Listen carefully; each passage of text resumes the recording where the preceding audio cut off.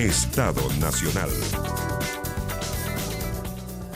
¿Qué tal? ¿Cómo están ustedes? Muy buenos días, buen domingo. Connie, muy buenos días. Bienvenidos a Estado Nacional en este domingo frío, especialmente helado.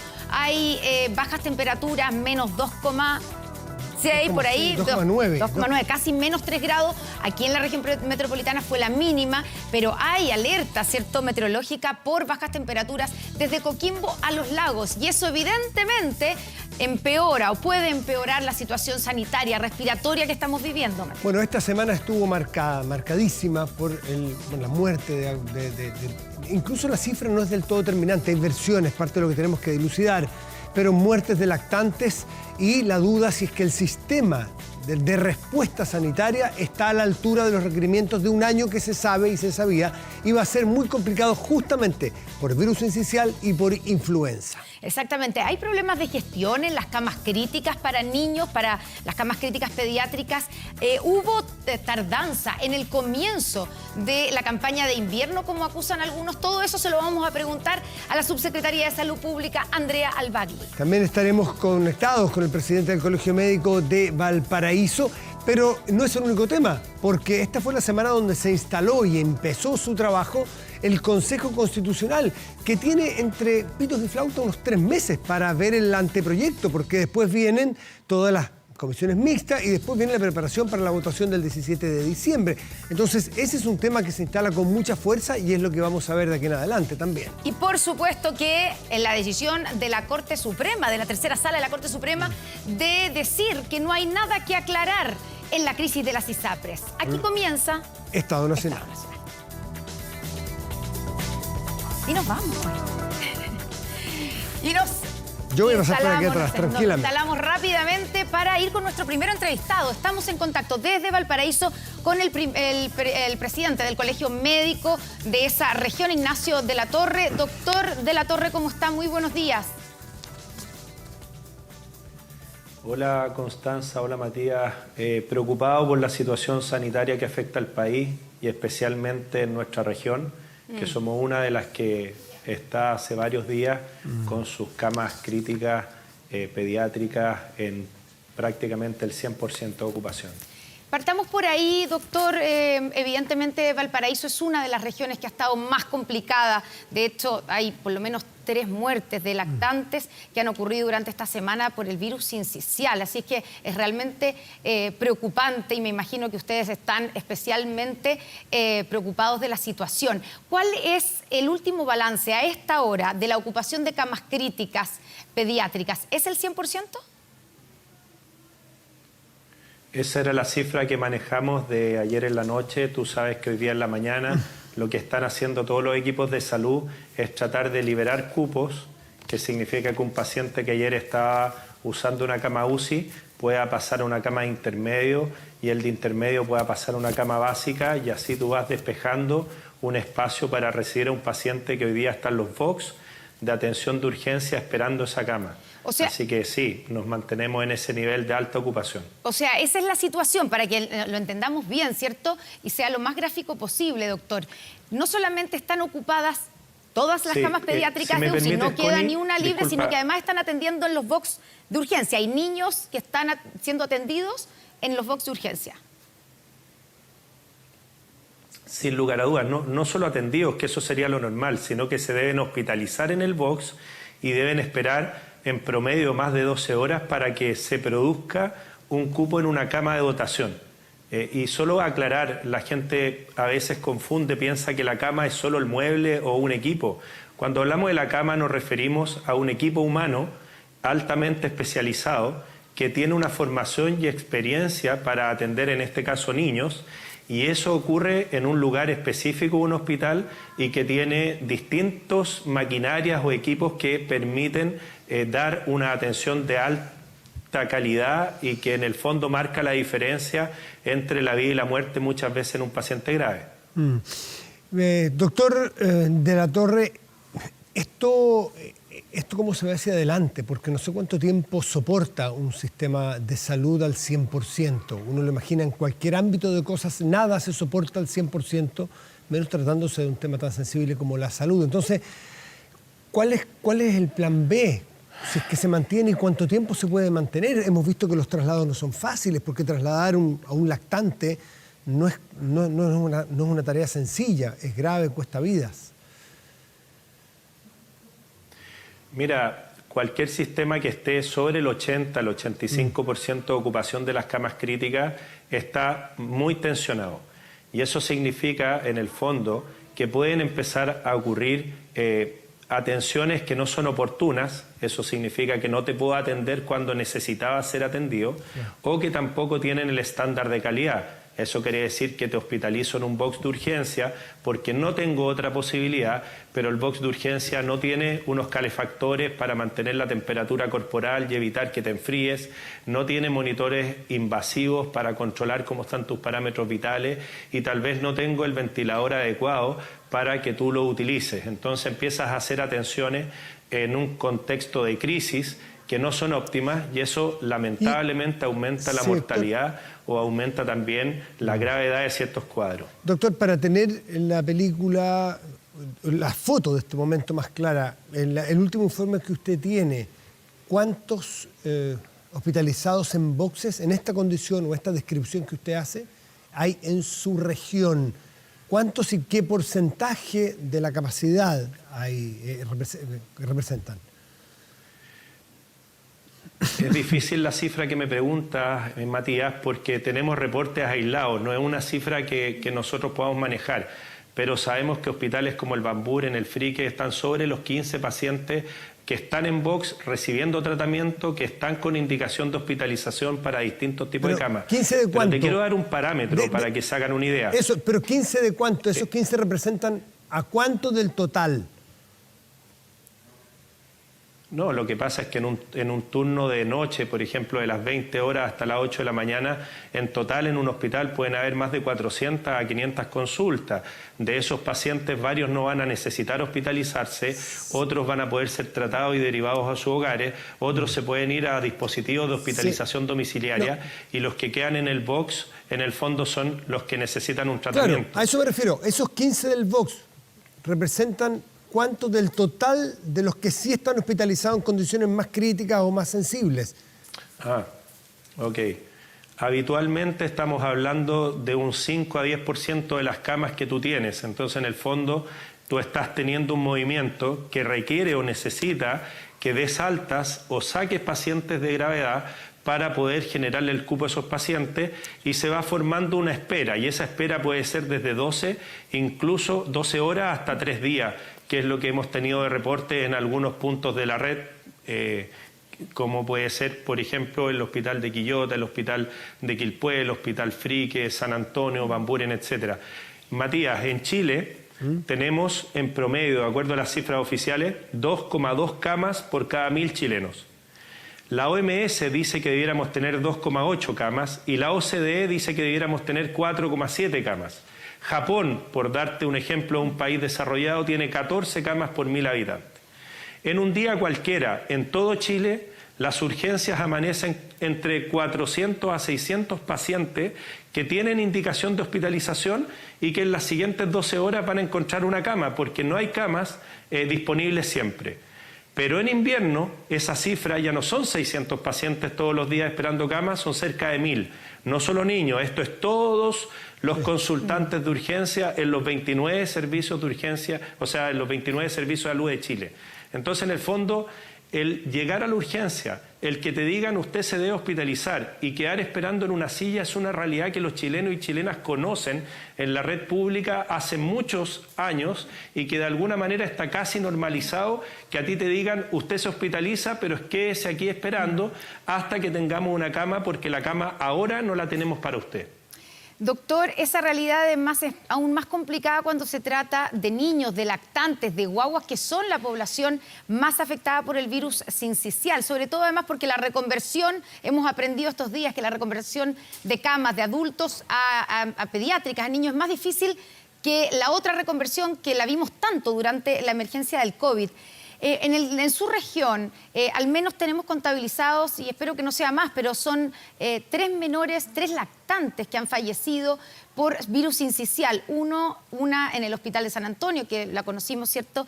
Es su caso, lamentablemente, hace una semana, el caso de Mila. Y 2 en el hospital de Quilpué. ¿Usted qué información tiene o cuál es su diagnóstico? ¿Murieron por una falta de cama crítica, efectivamente? ¿Murieron porque existió negligencia? O como dijo en su minuto la ministra de Salud, en el caso de Mila, era muy difícil, era muy difícil que sobreviviera. Yo lo que te puedo decir es lo que sienta las bases de la medicina crítica en adultos y niños. Cuando hay un paciente grave, si ese paciente recibe la mejor atención disponible, la mejor atención que existe, lo que llamamos el gold standard o el estándar del cuidado, y lo recibe en el momento correcto, se salva. Te quiero dar un ejemplo muy burdo y muy simple, pero va a ser, creo que, más fácil de entender. Si tú tienes una persona con una herida de bala y está sangrando por esa herida, y resulta que tú lo ves y está bien, y estamos esperando la ambulancia, y pasan 6 horas y todavía no llega, ya no está tan bien, pasan 12 horas, todavía no llega, y ya no lo vemos muy bien, como esas películas antiguas de los western, y resulta que a los 2 días fallece esperando este traslado. Tú no me puedes decir que murió por el balazo tan claramente. Tú tendrías que decirme, probablemente, si lo hubiéramos atendido en el momento indicado, tal vez este paciente se hubiera podido salvar. Y creo que eso es lo que nosotros debiéramos entender, que cuando un paciente crítico es atendido en un box de urgencia, es una realidad producto del déficit de infraestructura y equipos humanos que tenemos, pero no es un tratamiento óptimo. Si eso es lo mejor que como país le podemos ofrecer a nuestros lactantes, creo que estamos equivocados y tenemos que empezar a trabajar para cambiar esa realidad. O sea, lo que usted nos está diciendo es que en el caso de estas 3 guaguitas que murieron por virus sincicial, en estas 3 en su región, ¿se podrían haber salvado si hubieran recibido la atención a tiempo o la cama crítica a tiempo? Lo que yo digo es que si hubieran tenido una cama crítica a tiempo, con equipos humanos altamente capacitados y especializados, habrían tenido la mejor chance de sobrevivir. Si con ese esfuerzo aún así hubieran fallecido por la gravedad del virus, es algo que en ese escenario tendríamos que analizar, pero ese escenario nunca ocurrió, porque para muchos pacientes hoy día se les da el mejor tratamiento que la red de salud les puede ofrecer, pero no es el óptimo. Doctor de la Torre, en el Mercurio de hoy viene una entrevista al subsecretario de Redes Asistenciales, Fernando Arauz, y le preguntan directamente, ¿la situación no hubiese sido distinta, en el caso de Mía, si hubiese habido una cama intensiva en esta misma localidad? Y él responde, lamentablemente, déjeme ir, disculpe, el anterior, ¿no han faltado camas? No han faltado camas, dice textualmente. En el lamentable caso de Mía, tuvo un cuadro que se agravó rápidamente y que derivó en la necesidad de manejo intensivo. Eso es lo que hizo que el equipo, dándole soporte ventilatorio y antibiótico. Me gustaría que usted, al menos desde su experiencia, desde su realidad cotidiana, si concuerda o no, dice, no han faltado camas. No puedo concordar con una declaración tan taxativa, porque son muchos los relatos que tenemos de colegas desde la urgencia, de familiares desde una urgencia, que nos piden gestionar cama. Que la cama llegue un día, 2 días, 3 días después de cuando los equipos de salud la requieren, no es óptimo y pone en riesgo a las personas. Que ese sea nuestro mayor esfuerzo y que ese sea nuestra realidad en este momento, lo que uno esperaría de las autoridades es que en el fondo digan, tenemos un problema serio de camas, tenemos el mayor contagio de virus respiratorio que hayamos detectado alguna vez en nuestra historia y tenemos que actuar desde la prevención para bajar los contagios y desde la red de salud para intentar aumentar la dotación.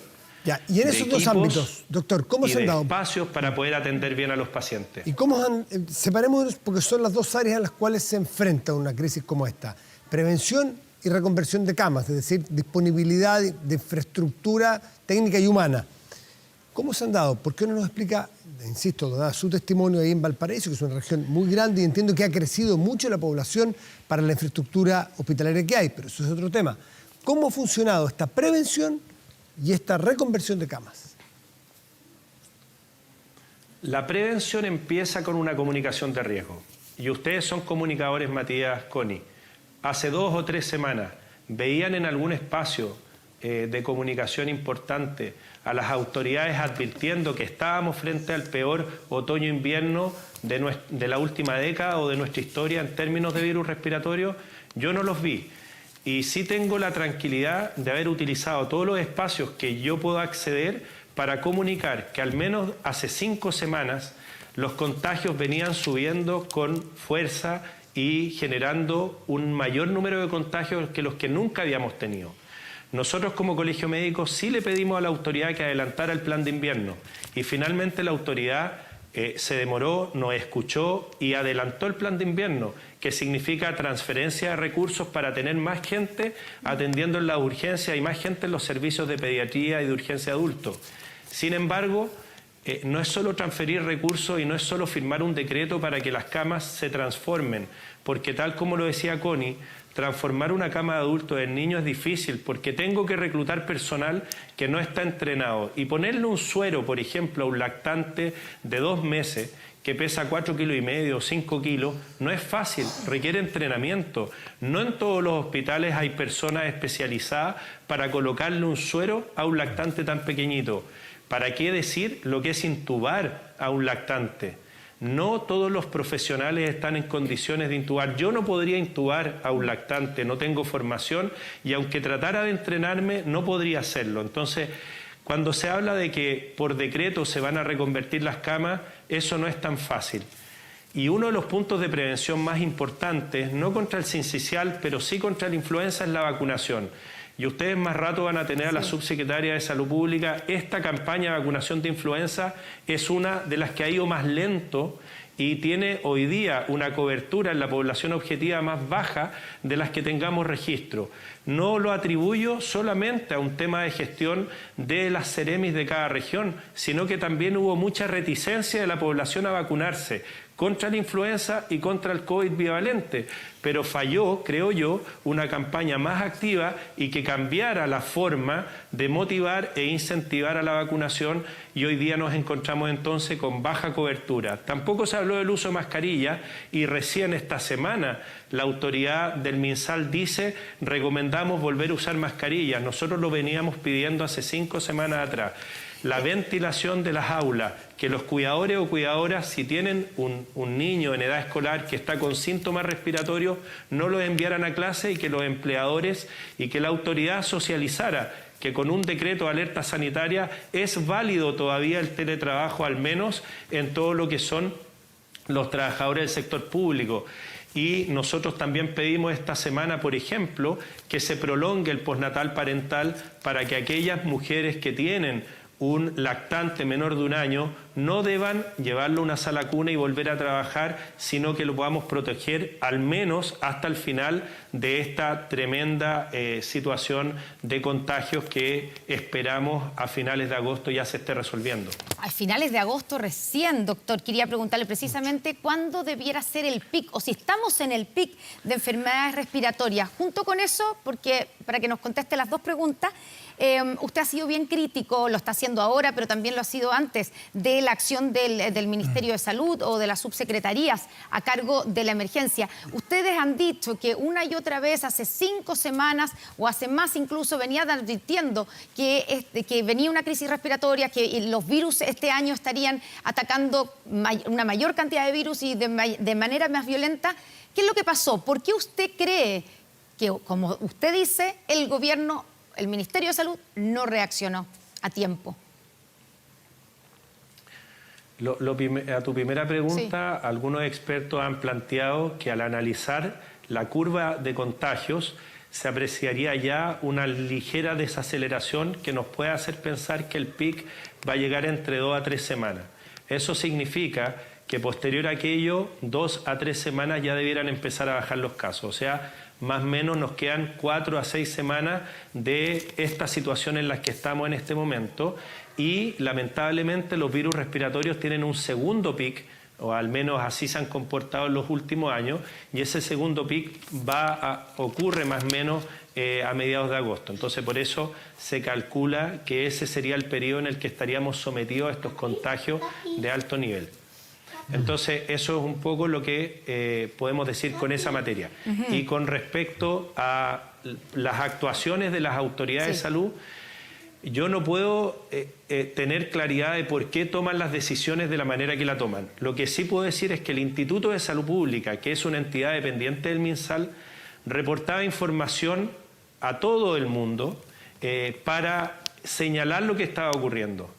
Y cuando nosotros planteamos, por ejemplo, el presidente del Colegio Médico de Concepción, Germán Acuña, hace 3 o 4 semanas atrás, me parece que en una entrevista en TVN decía y pedía adelantar las vacaciones en el Gran Concepción por la alta tasa de contagio y saturación de la red, la respuesta de Santiago fue: no es necesario, tenemos todo bien resuelto y a nadie le va a faltar una cama. Esa fue la promesa que se hacía en ese momento. Una promesa muy difícil de cumplir cuando tú conoces y reconoces la realidad de la red de salud, que, como te decía yo, es un problema de Chile, no es un problema de este gobierno, y que debiese ser un desafío país para los próximos 10 a 15 años, repensar en qué regiones y en qué comunas debiéramos empezar a construir hospitales, centros de atención de especialidad, SAPUS, CESFAM, SECOF, y generar un nuevo mapa de la red de salud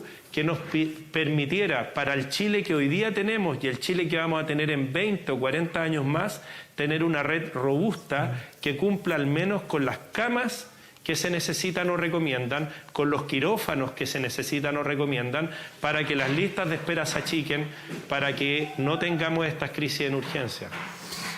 Doctor Ignacio de la Torre, que es presidente del Colegio Médico de Valparaíso, subyace en todas las críticas que hacen distintos actores y que conocen el mundo de la salud pública o de la atención de salud en crisis, el que hay una suerte de politización a ratos, o al menos cambios bruscos cuando cambian los gobiernos, que eso hace entonces que se pierda la continuidad en las políticas y que los virus no conocen de cambios de gobierno, no conocen de ideologías ni conocen de acusaciones personales entre especialistas. ¿Usted siente que ese caso ha afectado a poder atender de buena manera esta crisis? En los hospitales, los equipos que atienden los pacientes rara vez llegan a darse cuenta de los cambios que ocurren en las autoridades, me refiero en lo cotidiano. Pero una de las cosas que yo creo que afectan nuestro desarrollo sanitario en Chile es que los directores de servicios de salud se nombren prácticamente cada 4 años y que tengan muchas veces más que ver con la coalición que gobierna que con las mejores personas que podrían dirigir una red de salud, que muchas veces tienen presupuestos de 220.000, 200.000 millones al año y que son presupuestos gigantes, pero que están destinados a un objetivo muy puntual. Y ese objetivo puntual es atender las necesidades de salud de la población. Cuando tú dejas cada 4 años cambios y termina ocurriendo que cambia el gobierno, el director anterior deja su cargo, nombran un subrogante, pasan 6 meses, 1 año, todavía hay servicios de salud en Chile que no tienen un director titular. El director que llega a titular empieza a conocer la red, a aprender el funcionamiento, empiezan a llegar funcionarios que él trae y luego entonces podríamos decir que al año 2, al año 3, recién está entrando un engranaje a funcionar. Y cuando ese engranaje puede estar funcionando bien, si es que la gestión es correcta, es adecuada, y recién podríamos empezar al año 4 a ver los beneficios de esa gestión en el ciudadano a pie, termina ocurriendo que cambia el gobierno y cambian de nuevo al director. Ya, entonces, eso es dramático. Tiene sentido, desde mi perspectiva, es dramático y los directivos de salud, a mi juicio, debieran estar entre 8 a 12 años en su cargo. Es el tiempo mínimo para poder aplicar políticas sanitarias. Doctor, si las políticas sanitarias se basan en la prevención. Sí, doctor, pero además de que lo usted narra es dramático, para el lado que sea, si con un cambio de gobierno que a los 2 o 3 años se empiezan a ambientar y luego los sacan, Además de eso, ¿llegan las personas adecuadas o ustedes perciben en los distintos colegios médicos de que además llegan personas más por cercanía política que por idoneidad técnica? Acá voy a hacer un juicio mío personal. Yo creo que lamentablemente bajo esas condiciones es muy difícil ofrecerle a los mejores que se atrevan y se sumen a la gestión, a la alta gestión de los sistemas públicos. ¿Por qué? Porque si tú eres un gestor experimentado, si eres una persona que tiene una formación avanzada, este tipo de reglas del juego no te acomodan. Porque tú no quieres dejar todo lo que estás haciendo, comprometerte en una gestión, meterte con las manos, con los pies en el barro, tratar de hacer cambios para ayudar a la gente y que luego venga una autoridad porque tú no tienes un padrino político y te remueva. O empiezan presiones para que contrates ciertas personas y si no lo haces te remueven. Ese escenario, que no es propio de un país que aspira al desarrollo, que no es propio de un Estado moderno, yo sé que no solo ocurre en salud. Lo he escuchado en un montón de servicios públicos y no es un tema de este gobierno. Creo que es un tema que viene prácticamente desde los gobiernos radicales de la primera mitad del siglo XX. Pero creo que es algo malo que daña nuestra sociedad y que daña el funcionamiento de nuestro Estado y en este caso daña la salud. Yo te decía recién que las políticas sanitarias se basan en la prevención. Y si yo quiero prevenir, necesito tiempo para que esa prevención se transforme en conductas. Por ejemplo, el uso de mascarilla. El uso de mascarilla en el transporte público, el uso de mascarilla en espacios cerrados, mal ventilados. Es una política pública que puede ayudar a que en los próximos inviernos tengamos menos contagios y tengamos las urgencias menos llenas. Pero para eso necesitamos políticas de mediano y largo plazo para educar desde los más chiquititos, tal como se educó con el uso del cinturón de seguridad al manejar. La ventilación de los espacios, otra política pública, y tal vez avanzar con tecnología para mejorar la calidad del aire dentro del aula, dentro de las oficinas de servicios públicos, es un desafío país que requiere una mirada de nuevo, de mediano y largo plazo, y no solo pensar ahora que estamos preocupados de este tema, hablar de esto y en 2 meses más olvidarnos y que no queda nada para el próximo año. Doctor de la Torre, usted dijo en algún minuto durante la semana en una entrevista que yo le leí que el problema aquí era que hace, digamos, 3 semanas o antes el Ministerio de Salud estaba dedicado solo a la crisis de las ISAPRES y por eso no habría prestado la atención que se requería a esta crisis. ¿Falta gestión a su juicio? ¿Llegaron tarde a enfrentar la crisis respiratoria el Ministerio de Salud, el subsecretario de Redes Asistenciales, la subsecretaria de Salud Pública? Yo creo que lo que dije fue precisamente que la atención del Ministerio estaba en el problema de la ISAPRE, que es un tremendo problema, pero afecta a un grupo más reducido de la población. Entonces lo que yo dije es la atención. ¿Por qué? Porque nosotros dábamos estas advertencias y las respuestas, al menos comunicacionales, era: está todo bien, vamos a tener las camas suficientes, hemos aumentado la dotación confiando que con más camas iban a poder contener la cantidad de contagios que se estaban produciendo. En ese sentido, yo creo que, por ejemplo, contar con un coordinador de camas críticas que estuviera en terreno hace 3 o 4 semanas, de manera bidireccional, escuchando los problemas de los hospitales para preguntarles, por ejemplo, ¿puedes abrir más camas críticas? No, no puedo. ¿Y por qué no puedes? Porque me faltan técnicos paramédicos, me falta espacio, me faltan equipos. Perfecto, desde el MinSal te vamos a ayudar con los recursos para las personas, te vamos a ayudar con los ventiladores que falten. Perfecto, pero no me mande de adultos, yo necesito de niños. Eso en distintos lugares del país, yendo en terreno, visitando la realidad, preparándonos para una situación que no es un terremoto. El contagio de los virus respiratorios no fue un terremoto, sino que esto es algo que se venía advirtiendo porque es un fenómeno que nosotros conocemos y podemos predecir. Y somos los hombres, las mujeres, los adultos y los niños, los ancianos, quienes al contagiarnos llevamos el virus a otro lugar. Y a través de aerosoles hacemos que las personas que respiran el mismo aire en el espacio que están con nosotros se contagien.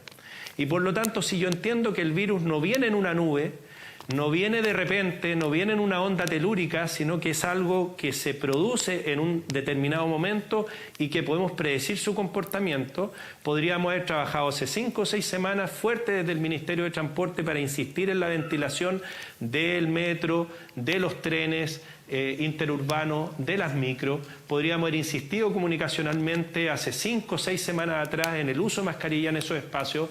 Podríamos haber insistido en revisar región por región si era conveniente o no, de acuerdo a su red de salud y los contagios, adelantar las vacaciones, no para todo Chile, pero tal vez sí para algunas comunas o regiones, y podríamos haber potenciado el mensaje de vacunación, que como te decía antes, venía bastante rezagado en comparación a lo que uno necesita para un contagio de virus respiratorios que se adelantó.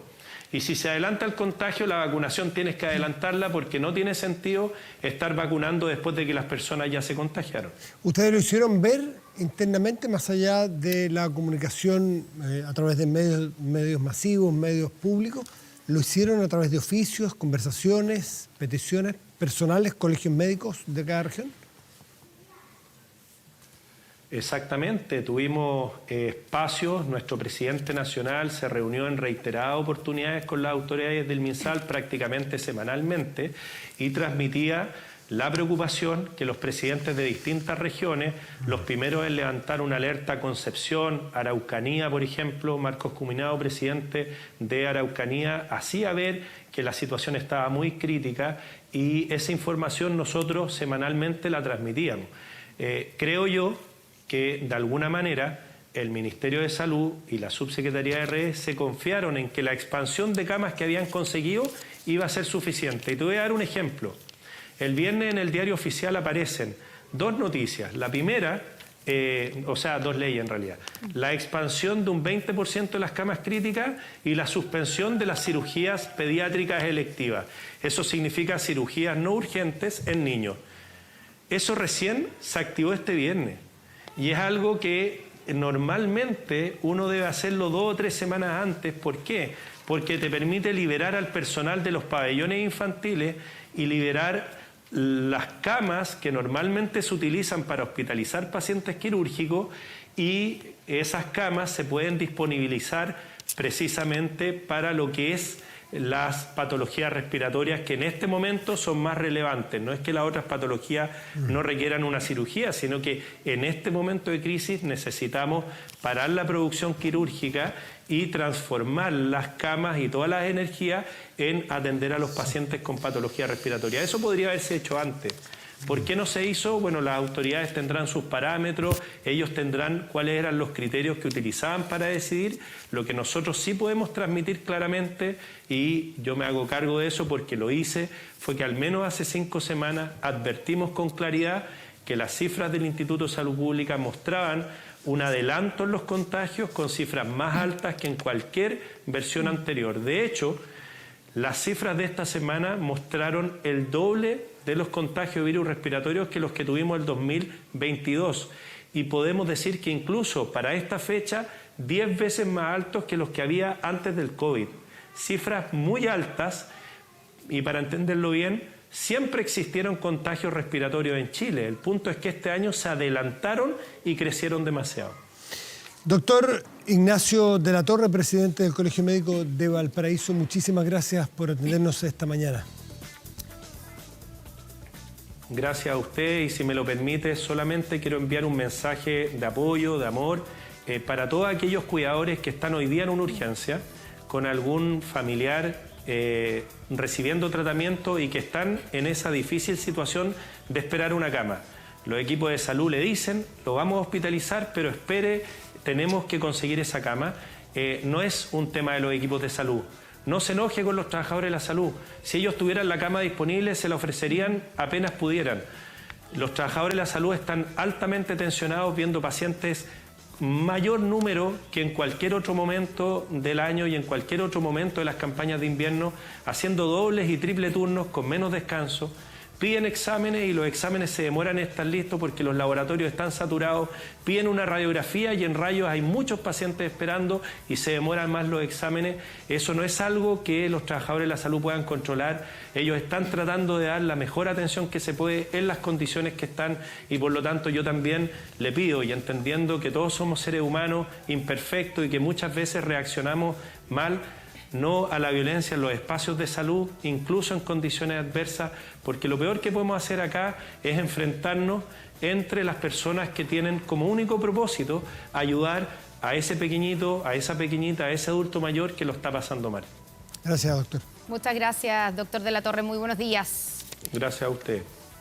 Y estamos aquí en el estudio, ya está sentada con nosotros la subsecretaria de Salud Pública, Andrea Albagli, que estaba escuchando precisamente los dichos, ¿cierto?, del presidente del Colegio Médico de Valparaíso y las críticas que hace directamente a la gestión de la crisis. Buenos días, bienvenida, subsecretaria, gracias por estar con nosotros. Buenos días, muchas gracias por la invitación, un gusto estar acá. Bueno, y le traspasamos de inmediato, ¿cierto?, la crítica que hace el presidente del Colegio Médico de Valparaíso, y también lo han hecho otros personeros, otros especialistas y médicos, que acusan que la campaña de invierno comenzó tarde, que el gobierno no reaccionó. Decía el doctor de la Torre que estaban concentrados, el ministerio estaba preocupado y concentrado solamente en la crisis de las ISAPRES, y que no reaccionaron a tiempo, ni con la campaña de invierno, ni con la gestión de camas críticas, que se confiaron, decía de la Torre, en la ampliación que se había hecho de camas críticas. ¿Qué responde como subsecretaria de Salud Pública a esas críticas? Lo primero que quiero decir al respecto es que considero que todos quienes tenemos un cargo de autoridad tenemos el deber de estar siempre abiertos a la autocrítica. Y eso, y así, y en esa actitud estamos, y por ende la acogemos para revisar qué de nuestros procedimientos podemos mejorar. Señal de eso, por ejemplo, es que cuando yo misma asumí en marzo como subsecretaria de Salud Pública, lo primero que hice fue convocar a todos los y las exsubsecretarias de Salud Pública, porque por supuesto que hay mucha experiencia de la cual aprender y abrir un canal al diálogo para recibir justamente todas las críticas que puedan existir, que son legítimas y son entendibles. Asimismo, se han mantenido los espacios de conversación con los expertos, porque eso nos permite justamente ir acogiendo las visiones de otros actores muy importantes, y la visión de todos importa cuando se trata de salud pública. De hecho, la ministra de Salud anunció hace pocos minutos, ¿cierto?, en una entrevista, que el lunes se reúne con todos los exministros de Salud anteriores para precisamente recibir la mirada de la experiencia de quienes han estado en ese cargo. Pero, ¿cuáles son los errores o la crítica, esa autocrítica que usted reconoce en esta crisis? ¿Qué es lo que le faltó? ¿Llegaron tarde? ¿Les faltó gestión? Yo creo que está instalada la percepción de que se llegó tarde. Yo creo que ¿No es cierto? No es cierto. ¿Por qué? La campaña de invierno comenzó en mayo, cuando debiera haber comenzado, según los que han estado en ese mismo cargo que usted, Paula Daza, que estuvo en su cargo, lo dijo acá en Estado Nacional Prime, debería haber comenzado en abril, sobre todo cuando se veía venir que los virus estaban especialmente agresivos y además adelantados. Y normalmente, el 17 de mayo, de hecho, cuando la crisis sanitaria ya se agudizaba, se envió a los directores de salud del país un correo que decía financiamiento de la campaña invierno 2023, y normalmente eso se realizaba en febrero. Lo que ocurre es que, o como yo interpreto que explica que está instalada esta percepción, es que la preparación para la campaña de invierno tiene etapas. Tiene una etapa de preparación y luego tiene una etapa de respuesta. E incluso dentro de esa etapa de respuesta también hay medidas que se van tomando de manera progresiva según evoluciona la situación. Y lo que ha ocurrido es que en estas últimas semanas, como se ha visto más demandada a la red de salud, se ha tenido que tomar progresivamente aquellas medidas que se implementan con más fuerza, como por ejemplo la indicación de que se suspendan las cirugías electivas. Y aquella progresividad yo creo que se ha interpretado como que son las únicas medidas que se han tomado ahora, porque son las que son más visibles. Pero la verdad es que la campaña de invierno la estamos preparando desde enero, con todas las medidas que eso significa. Por ejemplo, en enero nos juntamos con el Ministerio de Educación, en primer lugar. Revisamos juntos las proyecciones de cómo anticipábamos que veníamos este invierno, y efectivamente ya anticipábamos que este invierno iba a ser más difícil, tanto en cantidad de casos, por un lado, como también en el momento en que se presentaran en el invierno. O sea, veíamos como ya proyectábamos que efectivamente la circulación viral se iba a dar en etapas más tempranas en invierno en comparación a inviernos anteriores. De hecho, el Ministerio de Educación adelantó el calendario Sí. de vacaciones de invierno una semana, precisamente por eso. Justamente, en función de eso lo hicimos y esa fue la primera medida que tomamos en preparación a este invierno y eso, como le digo, comenzó en enero.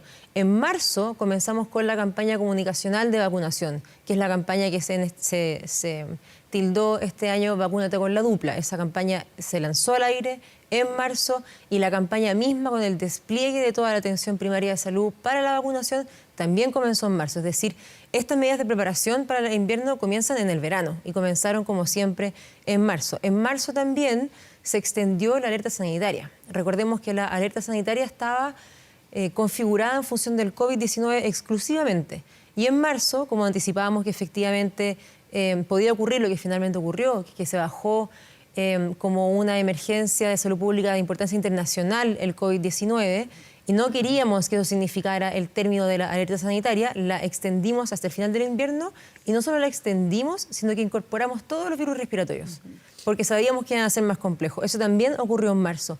En marzo además comenzaron las reuniones semanales con toda la red de salud que justamente gestiona el subsecretario de redes asistenciales, se juntan todos los miércoles a las 11 de la mañana, gestiona la red. En abril comenzó la campaña de invierno en televisión, que es otra campaña adicional, y adicionalmente a eso, entonces empezamos después con las otras medidas que son justamente lo que usted muy bien menciona, la transferencia de los dineros para la reconversión de camas y ahora las más recientes. Y todo eso fue a tiempo, dice usted. O sea, comenzamos desde enero. Y yo creo que si pensamos en el resultado, la forma, ¿cómo respondemos? ¿Dónde está la autocrítica? Porque no veo todavía cuál es la autocrítica. Yo creo que, o sea, insisto, siempre se pueden hacer mejor las cosas. ¿Qué se podía, solamente ¿qué se podía en lo marginal se pudo haber hecho mejor, pero ¿no tienen alguna crítica puntual? Por ejemplo, el presidente del Colegio Médico dice, creo que anoté casi textual, campaña de vacunación no llegó a tiempo ni se hizo con la fuerza que debiera haber tenido. Dice que es la más lenta que conozcamos. Y la con menor cobertura. La con menor cobertura.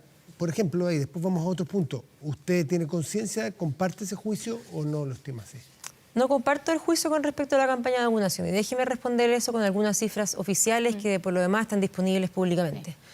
Efectivamente hay una percepción instalada que las personas no se están vacunando, pero en reconocimiento, los números lo dicen, en reconocimiento a los 5.800.000 personas que se han vacunado de influenza, déjeme decirle que eso no es cierto. Las personas se están vacunando. Tenemos hoy día una cobertura hay distintos grupos de vacunación, ¿cierto? Distintos grupos objetivos.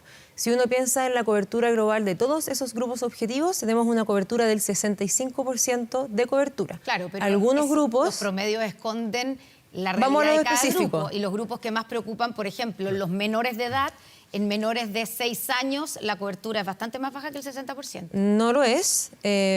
Vamos entonces por grupo específico. Yo sé que una preocupación, por ejemplo, es las comunidades educacionales. Sí. ¿Qué pasa con los colegios? ¿Qué pasa con los colegios? El 100% de los trabajadores de educación están vacunados. 100%. Dentro de población escolar, que son aquellos que están entre primero y quinto básico, el 81% de los escolares entre primero y quinto básico están vacunados. Los niños y niñas entre 6 meses a 5 años están vacunados en un 63%. Los profesionales de la salud en el sector público están vacunados un 94%, en el sector privado un 99%, los trabajadores avícolas un 84%. Y si lo comparamos con otras campañas previas, que yo sé que esto también, por supuesto, que es foco de atención, hay una forma de compararlo que también es con cantidad de dosis.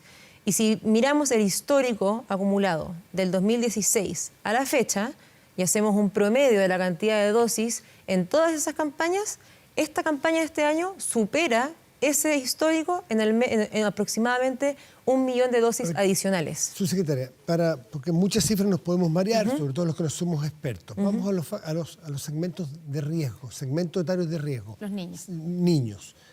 Niños menores de 6 años, por ahí. Desde los 6 meses a quinto básico. Ellos tienen un 63% de vacunación. 63%.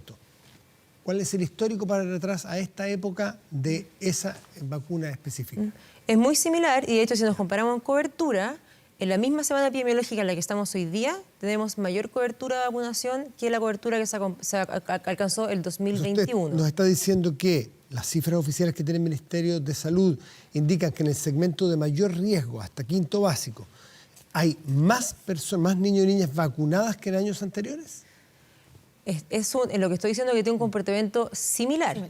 En todas las edades y que hemos aumentado la cobertura global en comparación con el 2021 a la misma semana epidemiológica. Y si me deja puntualizar, porque igual, Matías, hay un punto muy importante detrás de lo que tú dices, los grupos de mayor riesgo. Y acá yo sí quiero reconocer que efectivamente, con las cifras que yo entrego, esta campaña de vacunación es una campaña que ha tenido un muy buen avance. Lo que no quiere decir que esté ausente de debilidades, por supuesto que las tiene. Entonces yo quiero aprovechar este momento constructivamente para mencionar eso y aprovechar de hacer un llamado a todos que nos estén escuchando, que en particular son las personas mayores de 65 años. Ellos son efectivamente... ¿Qué porcentaje hay de vacunación ahí? En ese ahí, grupo? ese es más bajo y también nos preocupa. ¿Qué porcentaje? 55%. Entonces yo quiero aprovechar esta instancia por favor, de recordarle a todas las personas mayores de 65 años que de hecho ese es el grupo de mayor riesgo. O sea, el grupo que tiene mayor riesgo de generar un cuadro grave, eso quiere decir un cuadro que requiera alguna intervención clínica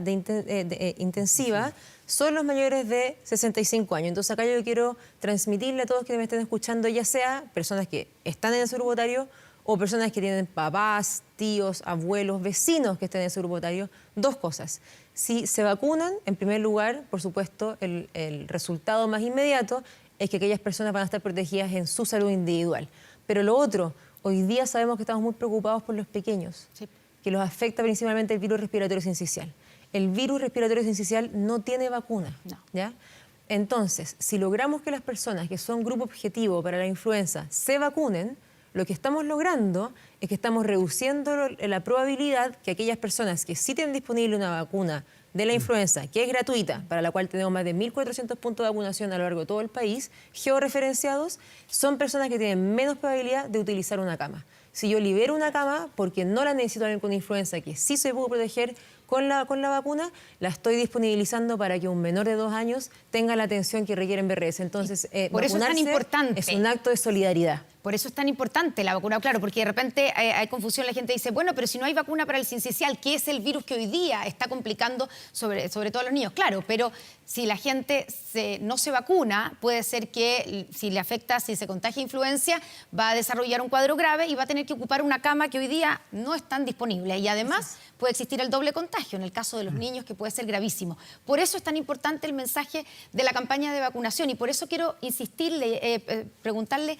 subsecretaria, si no reconocen que ha faltado comunicación de riesgo o por qué creen ustedes que la gente no se está vacunando tanto pese a la relevancia de una vacunación como la de la influenza en este panorama, porque usted dice, compara con otros momentos, pero que tal vez nunca había sido tan importante la vacuna de la influenza y si sabían, sobre todo, que este año los virus venían sobrecargados de alguna manera y además atacando antes, ¿no se debería haber hecho una campaña más fuerte de vacunación para salir a buscar a esa gente que no se está vacunando? Que tal vez no se vacuna porque los lugares disponibles están abiertos hasta las 4 de la tarde, porque la población, por ejemplo, de los niños que va al colegio, muchos de ellos los vacunan en el colegio, entonces es más fácil.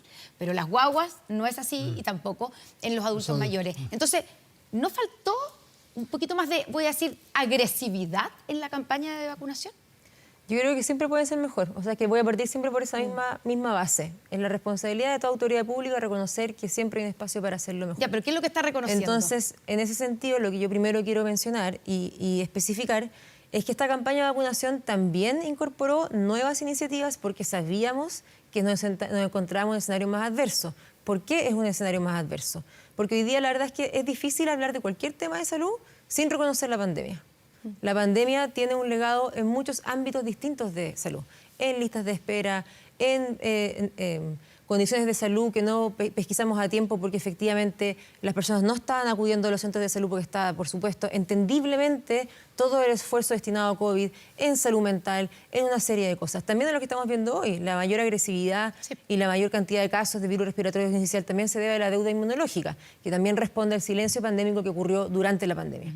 Uno de los efectos más difíciles que deja la pandemia es algo que es reconocido internacionalmente, que se llama la fatiga pandémica y la resistencia a la vacunación. Eso es algo que es real, que está pasando en todos los países, no solamente en Chile. Es por eso que tomamos, además de las medidas que siempre hacemos, y como tú muy bien dices, ir a vacunar a los colegios, estar en espacios públicos en vacunación, reforzamos al menos con 2 iniciativas nuevas. Uno, hicimos una alianza con los organismos administradores de la ley, o los que conocemos comúnmente como las mutualidades, cosa que ellos puedan sumarse a la campaña de vacunación e ir a vacunar a las empresas donde las personas trabajan. Entonces, eso fue una iniciativa nueva. Estamos, por supuesto, muy agradecidos de la colaboración de todas las mutualidades que se sumaron a esta iniciativa y eso nos ha permitido también crecer más por ese foco. También hemos establecido colaboraciones público-privado para poder estar presentes en lugares donde sabemos que las personas están en el día a día. Entonces, un ejemplo de eso es que hicimos un convenio de colaboración con Walmart y hoy día estamos vacunando en al menos 22 supermercados a lo largo de Chile. Cosa que las personas todos los días o habitualmente van a hacer sus compras y ahí son iniciativas nuevas. Ahora, ¿puede ser mejor? Puede ser mejor. Una de las cosas que es difícil de manejar y que también es difícil manejar, como digo, para todo a nivel internacional, es la fatiga pandémica. Las personas están cansadas de estar en esta situación de constante alerta. Pero, por ejemplo, una cosa que nos enseñó precisamente la vacunación del COVID era ir a buscar a la gente, salir a buscar. Ustedes tienen claro, usted como subsecretaria de Salud Pública, ¿tiene claro dónde están esos grupos que no se están vacunando? ¿Quiénes son? ¿Están en la región metropolitana? ¿Están en otras regiones? ¿Viven en ciertos sectores? Usted ya identificó, adultos mayores son los que han sido más reticentes, 55% ahí tenemos de vacunación, que es claro, prácticamente la mitad, falta muchísimo.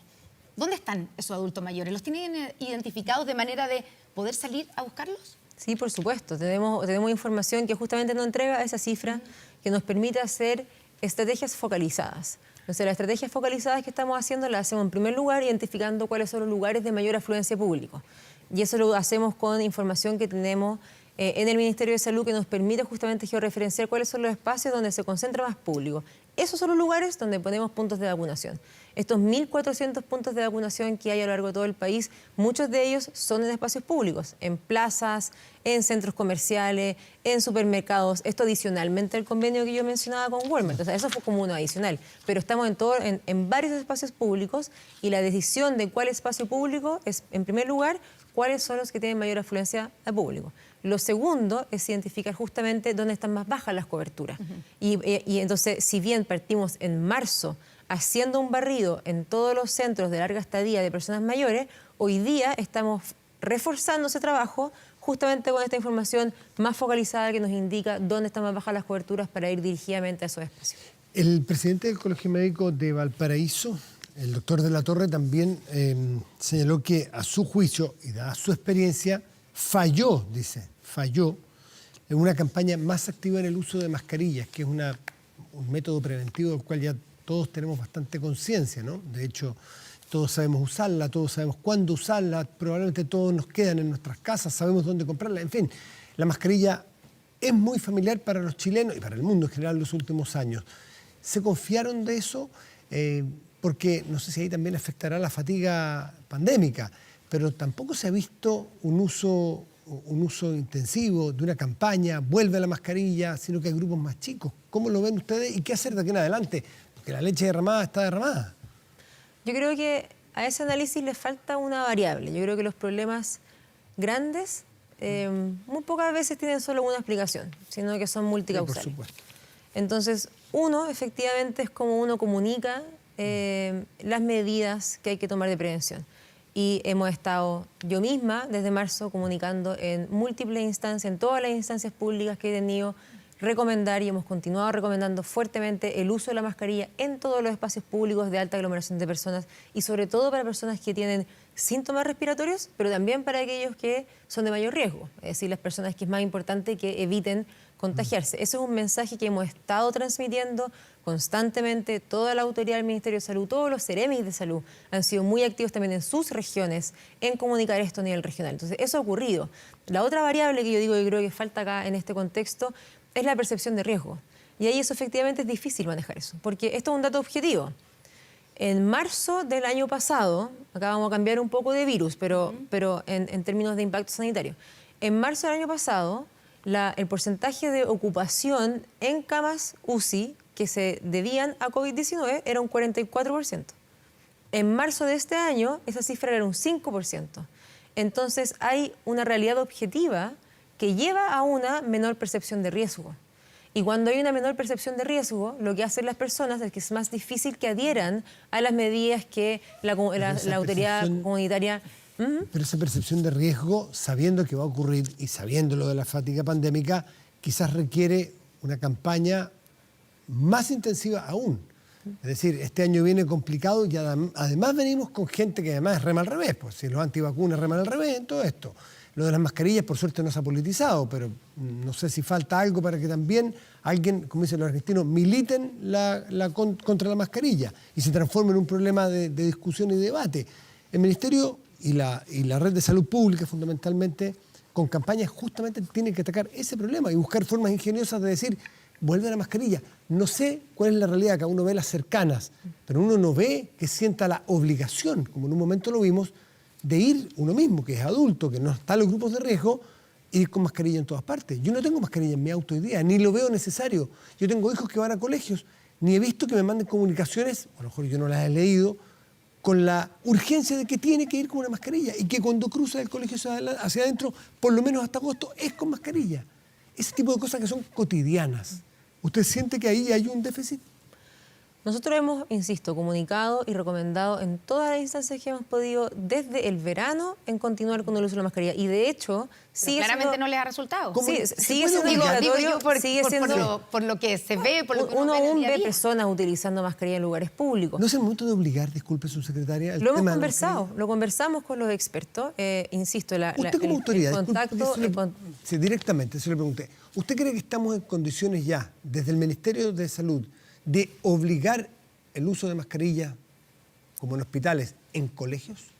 Yo soy una autoridad que mi rol es coordinar equipos de trabajo para tomar decisiones colectivas, que es algo que yo creo que es muy apropiado, que efectivamente así lo han solicitado. Por eso las autoridades previas también han ofrecido su colaboración y estamos abiertos a recibirla. En esa línea hemos seguido trabajando sin interrumpir con la Comisión Nacional de Respuesta Pandémica.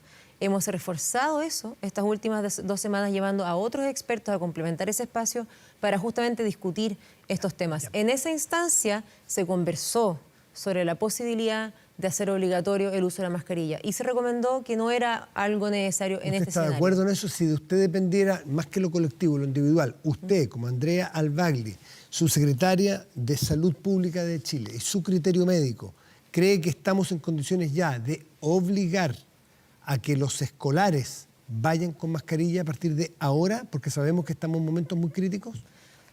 Lo primero es que como autoridad voy a estar siempre abierta a las alternativas. Nosotros nunca descartamos las medidas, esa es una definición basal y eso lo reitero acá. Dicho eso, yo estoy de acuerdo con lo que los expertos han dicho hasta hoy día. El uso de la mascarilla de modo obligatorio fue una medida de emergencia, en una situación de emergencia.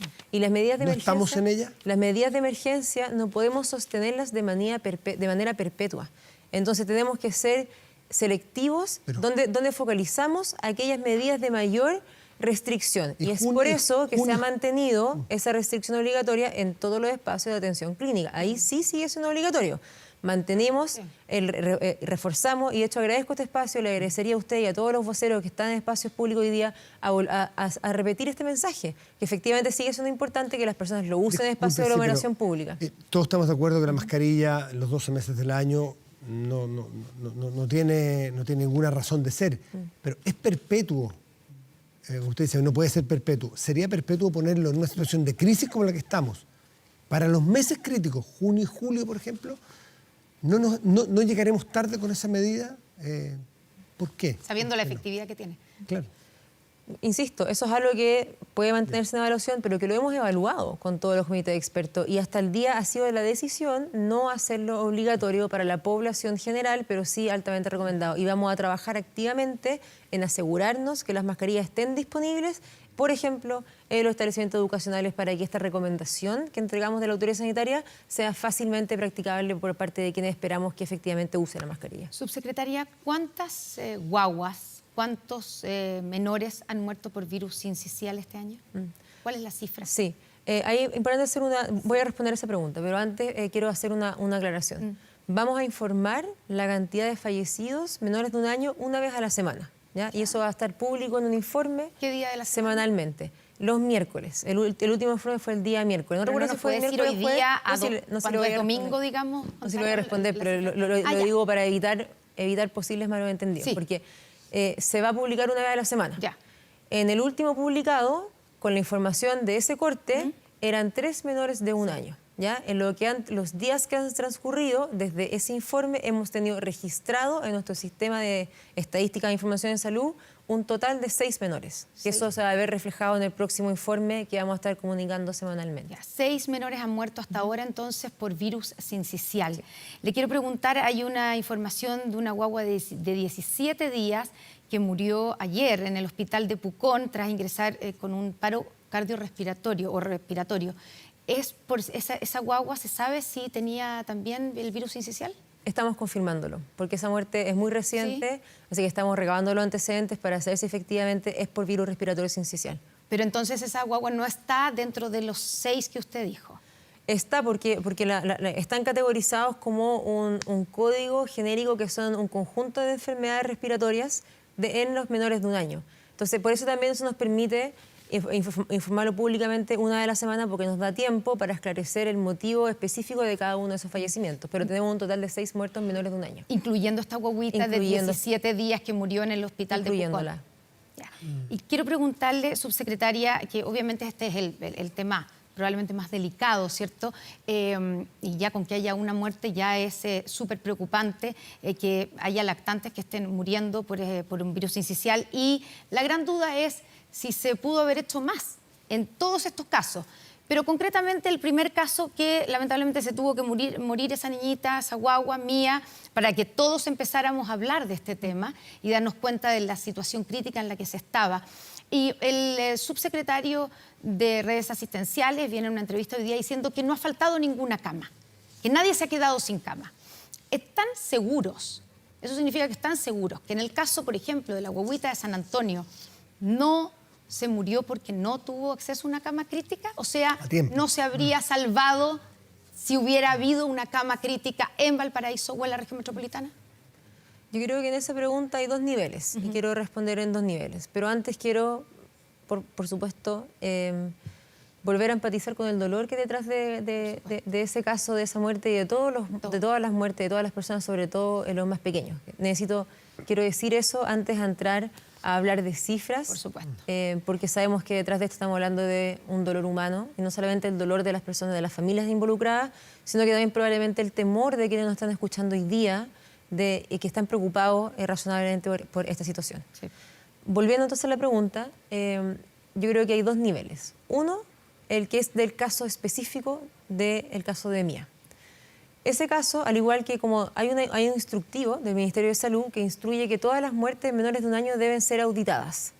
Y eso, por supuesto, que lo vamos a hacer en todos estos casos. Eso quiere decir que hay una auditoría clínica en curso que lo que hace es inspeccionar el ciclo completo de la atención, que también incluye evaluar la gestión de la cama.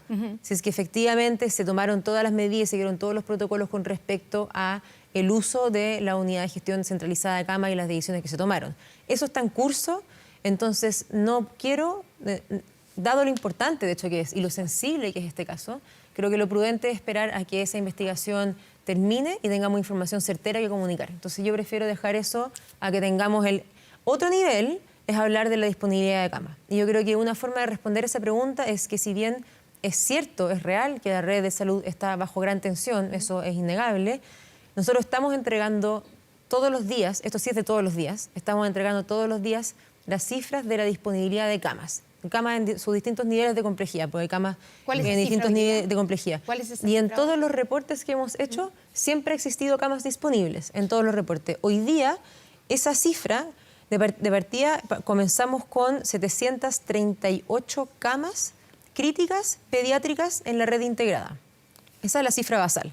Gracias al trabajo coordinado desde la Subsecretaría de Redes Asistenciales, eso ha aumentado y hoy día tenemos 1.179 camas, que son las camas críticas, tanto en la red integrada, porque estamos operando y siempre hemos operado de manera integrada, público y privado. Eso, de hecho, ha aumentado día a día. Entonces, si pensamos en... ¿Y esa ocupación De esas 1.179 camas, o sea, ¿están todas ocupadas? No. Ya. No. ¿Cuántas están ocupadas? De las 1.179 camas que hoy día están en la red integrada, que son críticas, Sí. disponibles hay 94. 94. Hay 94 camas Y disponibles en las hoy. regiones metropolitana y de Valparaíso, que eran las que estaban más complicadas, ¿hay alguna disponible? Es que esto opera como un sistema integrado, justamente. Por es una supuesto, pero macrored. para Entonces, entender, sí, pero hemos visto es que a veces los distinto. traslados no son posibles, Sí. precisamente cuando hay una cama, en Arica, este caso, en a San Arica, Antonio, claro, es un poco difícil. más, o sea, es más fácil si la cama es más cercana. Por eso le quiero preguntar, en Valparaíso y en la región metropolitana, según el último balance, ¿hay alguna cama disponible crítica, pediátrica? Eso depende de cada servicio de salud, Sí. entonces es distinto. En cada región también o sea, eso lo podemos ver por región o por servicio. Si lo miramos por región, hay regiones que tienen un 43% de ocupación, como por ejemplo la región de Aysén, o un 100% la región de Ñuble. Entonces, efectivamente, hay regiones que están con un 100%, hay regiones que están menos, y es por eso que la unidad de gestión de camas críticas funciona como una macrored y lo que permite los traslados. Y a la fecha hemos podido hacer 198 traslados exitosos. De esos, 61 traslados ha sido desde la red pública hacia la red privada. Ya, Sí. solo déjeme preguntarle una cosa sobre el último tema. Usted dice, no vamos a... obviamente se está auditando y hay una investigación, pero usted entonces no puede garantizar que en el caso de Mía no había una cama disponible más cerca a la que se podía trasladarla. Y se lo pregunto porque digamos, en off y en trascendidos uno tiene la información de que en una clínica privada del sector oriente sí habían 3 camas ese día, donde ella se podría haber trasladado. Con la información que yo tengo al día de hoy, lo que sé es que ante el caso de Mía se activaron los protocolos de búsqueda de la unidad de gestión de camas críticas. Cuando eso se hizo, se va consultando por zona. Primero, por supuesto, se busca en la zona más cercana, con pequeñas excepciones que dependen del porcentaje de ocupación que llama a buscar al tiro a nivel nacional la cama más rápida disponible. En este caso se buscó primero en el radio más cercano y con toda la búsqueda que se hizo, tanto en la red pública como en la red privada de la región, se confirmó que no habían camas disponibles en ese lugar al momento de hacer la consulta. Es por eso que entonces se pasa a buscar al siguiente, digamos, anillo territorial y ahí se encuentra que la cama más rápidamente disponible para el nivel de complejidad que necesitaba la paciente era en Arica. Y es por eso que se decide trasladar a esa cama. Esa es la información que yo manejo hoy día, que efectivamente la información que se le entregó a la UGCC en ese momento es que en la región no habían camas disponibles. Coincide, lo último, pero disculpa, es que yo lo tenía pendiente. ¿Coincide o han reanalizado las cifras que dio el doctor Mañalich de las 120 personas que podrían morir? Niños. Niños, perdón, que podrían morir en esta crisis. ¿Ustedes tomaron esas cifras para saber si es que está equivocado o si va en línea con lo que tienen sus propias cifras? Entiendo que la ministra ha tenido al menos conversaciones con el equipo del doctor Mañalich. Sí, el lunes nos vamos a juntar con el doctor Mañalich justamente para revisar este modelo, para estudiarlo juntos y para ver... Pero entiendo que ya hubo conversaciones la semana pasada. Sí, lo conversaron, pero vamos a volver a juntarnos el lunes para revisarlo en detención y lo que yo puedo anticipar sobre ese modelo, sin haberlo visto hasta hoy día en detalle, es que es altamente improbable que se alcance esa cifra. O sea, de hecho, y en esto tengo 2 argumentos. En los peores años, en términos de mortalidad, nunca hemos alcanzado una cifra así. Tan alta, nunca, ni siquiera en los años con mayor cantidad de... No son 120. Pero dicen que este podría ser peor que todos de los que se tiene registro en términos de virus. ¿Y cuál es su modelo? Porque su modelo dice no son 120. Es que esto es importante porque nosotros modelamos circulación viral, ¿sí? Y ante eso hacemos proyecciones de consultas a la red y demanda a la red hospitalaria, ¿ya? Eso es lo que hemos anticipado, que efectivamente está en aumento, es más que en otros años y es real que hemos tenido una demanda más alta a la red.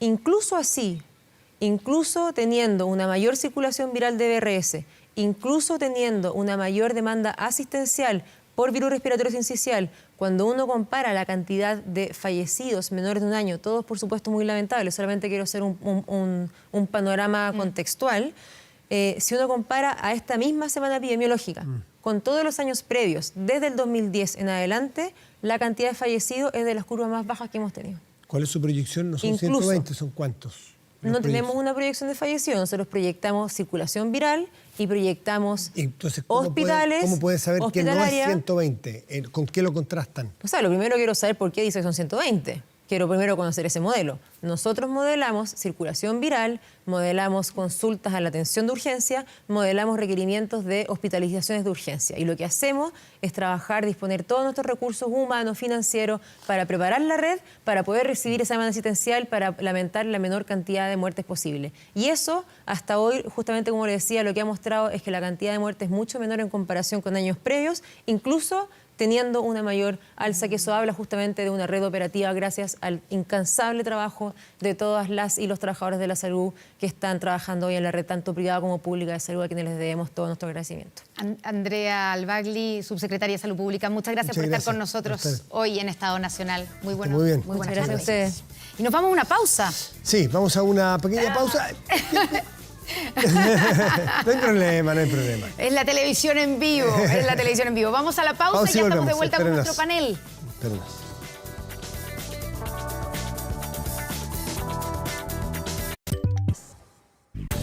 No pierdas más el tiempo y cámbiate hoy a RexMás, el mejor software de remuneraciones de Chile. Cambiarse a RexMás es un proceso rápido, fluido y fácil. ¿Y la competencia hace cuánto que te tiene esperando? Es la pregunta que te hace RexMás. Comprometidos con entregar el mejor servicio. Conoce más en rexmas.com. Estamos ya en nuestra mesa, nuestro panel, y presentamos a los invitados de hoy. Gael Jodemans, diputada de Convergencia Social. ¿Cómo está, diputada? Muy buenos días. Gracias por estar. Buenas tardes ya, por estar aquí. Jaime Belolio, ex ministro. Gracias, Jaime, por estar aquí también. Gracias, un gusto. El senador Ricardo Lagos Weber. Senador, buenas tardes. Gracias por estar aquí. Muchas gracias por la invitación. Y el diputado Frank Sauerbaum, diputado de RN. Muy buenas tardes. Gracias por la invitación. Quiero partir por usted porque firmó una carta donde solicitan la renuncia del subsecretario de Redes Asistenciales. Sí. Mira, a nosotros nos ha parecido bastante dramático lo que hemos tenido que vivir estos días, ¿cierto?, producto del virus incisional, pero no solamente por eso. Escuchábamos recién, ¿cierto?, a la subsecretaria hablar respecto de la campaña invierno, por ejemplo, que nos tiene con un bajo nivel de vacunación, sobre todo en los sectores adulto mayor y en niños pequeños en influenza. Manejamos más o menos... El niño pequeño ya dice que está bien, en los adultos mayores reconoce que están un poco más bajos. Y tenemos, como le digo, varios argumentos para poder hacerlo, pero a mí yo lo que lamento profundamente, ¿cierto?, es que no se haya previsto esta situación, porque independiente de que se vaya el subsecretario, estos niños que han fallecido lamentablemente no vamos a poder recuperarlos, pero algo hay que hacer y alguien tiene que responder políticamente para poder hacer que las cosas se hagan mejor. Y son los propios trabajadores de la subsecretaría quienes se han quejado de que se han tomado decisiones más bien políticas y no técnicas para llevar adelante las políticas públicas del Ministerio de Salud. Entonces, nos parece que se ha conjugado una serie de situaciones que nos tiene lamentando la muerte de 4 niños. Yo no me quiero imaginar lo que hubiese pasado, ¿cierto?, si al presidente Piñera se le hubiese muerto una persona por falta de cama con coronavirus.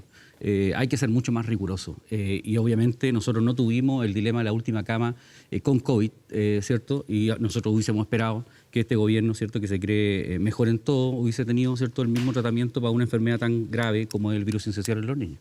¿Gael?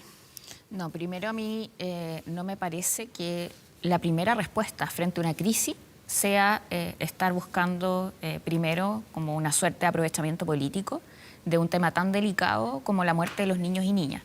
Y en ese sentido, yo primero recojo la actitud que ha tenido la ministra de Salud de contactarse con el exministro Mañalich para poder asumir que estos son desafíos país y por lo mismo escuchar, dialogar y ver cómo conjuntamente nos hacemos cargo. Y en eso, primero descartar también que esto no fue abordado desde un inicio. Desde enero que se empezaron a tomar decisiones y también anticipar a lo que podría ser un invierno más difícil.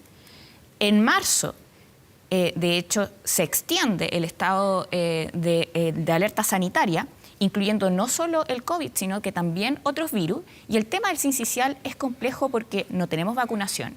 O sea, de lo que hablamos cuando hablamos de la campaña de vacunación son de influenza y de otras materias, ¿cierto?, de otros virus, que sí se inició y de hecho que sí se tomaron las medidas desde marzo hasta la fecha. En materia de camas pediátricas también se ha ido aumentando. Entonces, lógicamente que se puede hacer mejor y en eso hay voluntad y la ministra, ojalá que el ministro Mañalich hubiera sido, ¿cierto?, tan dialogante como la actitud que ha tomado la ministra respecto a esta materia.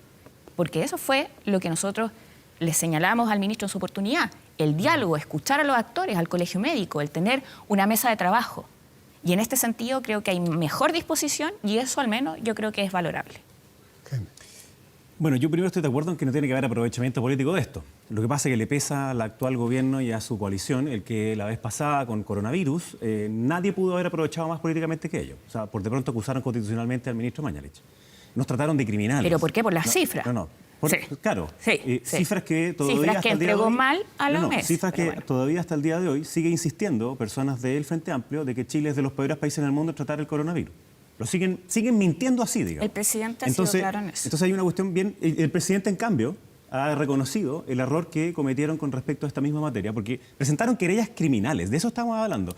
El subsecretario inicial de Salud Pública, a quien yo responsabilizo por parte de la mala campaña de vacunación, él nos trató de criminales. Sin embargo, esto debió haber partido mucho antes la vacuna de la influenza. ¿Por qué? Porque para los niños, para los adolescentes, sobre todo los niños, porque los adolescentes es un poco menos, se puede hacer en los colegios. Sin embargo, para los adultos mayores se hacen los SFAM y por tanto hay que hacer una política de prevención, una comunicación de riesgo, que fue la misma que nos criticaron tanto. Sin embargo, aquí lo que uno ve es que no han sido capaces de hacer la más mínima comunicación de riesgo. Pero no tiene que haber aprovechamiento. Yo estoy de acuerdo con eso. Ojalá hubiese sido el mismo estándar en el pasado. Y ahora sí lo importante es que hay un problema de gestión súper grande. Y es que se necesitan más camas. Es mucho más difícil, y eso lo conversábamos, pasar desde una cama adulto a cama niño, porque las personas tienen que ser especializadas en esta. En cambio, cuando son de niño pueden trasladarse más fácil a ser adulto. Nosotros llegamos a tener, y les contaba allá afuera, 4.544 camas UCI. Por supuesto, eso implicó, estábamos en una pandemia, por tanto era un contexto completamente distinto. Sin embargo, se hicieron muchas cosas que hasta el día de hoy no se han hecho. O sea, recién se empezaron a llamar a las clínicas la semana pasada. El subsecretario dijo que recién la semana pasada hizo el decreto para empezar a llamar a clínicas privadas. Sí, recién lo hizo ahora. Entonces, cuando una cosa es que tú puedas unir lo privado y lo público, y otra cosa es que tienes que hacer la gestión de llamar por teléfono a cada uno de esos lugares para tener más camas. Eso no se había hecho porque tiene que concentrarse la información. Luego, lo que se hizo también en el pasado, que era una buena experiencia, era concentrar que algunos hospitales o clínicas fueran exclusivamente UCI pediátricas, por ejemplo. En este caso era UCI de adultos. Eso todavía no se ha hecho. Hay algunos que tienen una alta tasa, digamos, pero no están completamente dedicados a ello. Entonces yo creo que aquí hay un problema de gestión, de anticipación, de poder prevenir, a sabiendas que nosotros tenemos la ventaja en el hemisferio sur, que este es un virus que viene obviamente antes en el hemisferio norte. Y esto ya se sabía hace 4 o 5 meses. Entonces aquí hay un problema que requiere el dejar de lado la cuestión ideológica, porque yo veo que hay una concentración en un grupo de personas, en personas que están en el Ministerio de Salud, en otros ámbitos distintos. Y en esto quiero sacar a la ministra, porque creo que la ministra ha estado, pese a que se ha equivocado en varias frases que me parece que son malas y ha pedido disculpas al respecto, creo que ella ha estado atenta frente a esta circunstancia, pero no la ha acompañado el equipo que le sigue. ¿Puedo decir algo muy pequeño? Porque el decreto de extensión de la alerta sanitaria permite la conexión de la red y eso se hizo efectivo desde marzo. Tenemos la extensión de la alerta sanitaria hasta el 31 de agosto y ese es el que permite la conexión de la red, solo para aclarar ese punto. Claro, pero una cosa es que permite y otra cosa es que la hagan. Entonces hay que hacer la pega. Es que había mencionado el decreto que se hizo la semana pasada. El decreto para empezar a buscar la compra del sector privado que lo hicieron la semana pasada. Sale en los medios. Sí. Yo quisiera hacer una... Senador Lagos, que está senador Lagos, usted representa aquí la región donde ha estado puesto el foco de la crisis, de la gravedad, pese a que es nacional, pero ese es Valparaíso. Sí, San Antonio en particular, con el caso de Mía. Exactamente, el caso de Mía en el Hospital Vicuña. ¿Cómo estima usted, que vive allí, además trabaja allí, que ha sido la respuesta y sobre todo la percepción de riesgo y las campañas de percepción de riesgo? A ver, yo tuve la oportunidad ahora de escuchar atentamente a la subsecretaria, al Bagli, y creo que la semana, no sé si por ti mismo, entrevistado al subsecretario Arauz, ¿ya? Que ha estado en el centro, si usted quiere, de la polémica o que ha sido muy presionado. Y tuve la oportunidad de escuchar a quien me da muchas luces porque fue ex ministra de Salud, es ex diputada y es una persona profesional que yo valoro y respeto mucho su opinión, ¿ya? Que es la diputada Elia Molina. Fue ministra de Salud de la presidenta Bachelet. Y ella señaló de que desde el punto de vista de las formas y buena parte del proceso se han hecho bien las cosas. Pero ella admitió, quiero decirlo así, que en el tema de los adultos mayores había un retraso. En esa campaña había un retraso. ¿Ah? Lo acaba de decir. Bueno, es que quiero decir entonces que quiero poner la atención ahí. Entonces, primero ese tema. Entonces, no es que no haya una autocrítica, hay un reconocimiento por la misma autoridad que en el tema de adultos mayores Hay un decreto que hay varios, vienen de enero, pero hay otro hito que es en mayo, que se circula una notificación, una nota al interior del Servicio de Salud para iniciar una campaña, etcétera. Esa misma, incluso no sabe su secretario, sino que Elia Molina, que mira de afuera, que podría ser, dice, eso hay un retraso, y hay que hacerse cargo. Ahora bien, lo que a mí, y no basta decir no quiero hacer aprovechamiento político, sino que hay que actuar en consecuencia. Entonces, no voy a hacer aprovechamiento político, pero creo que lo ha hecho pésimo, que se rodea a malas personas, que el equipo es pésimo. Entonces, no saco nada con verbalizar de una forma, sino me concentro en la solución. Eso es una crítica, no un aprovechamiento.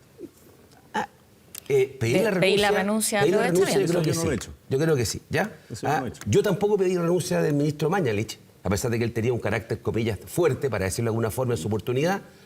Y hay sectores, efectivamente, del cual yo no soy parte, que en mi juicio fueron extremadamente duros en ese minuto.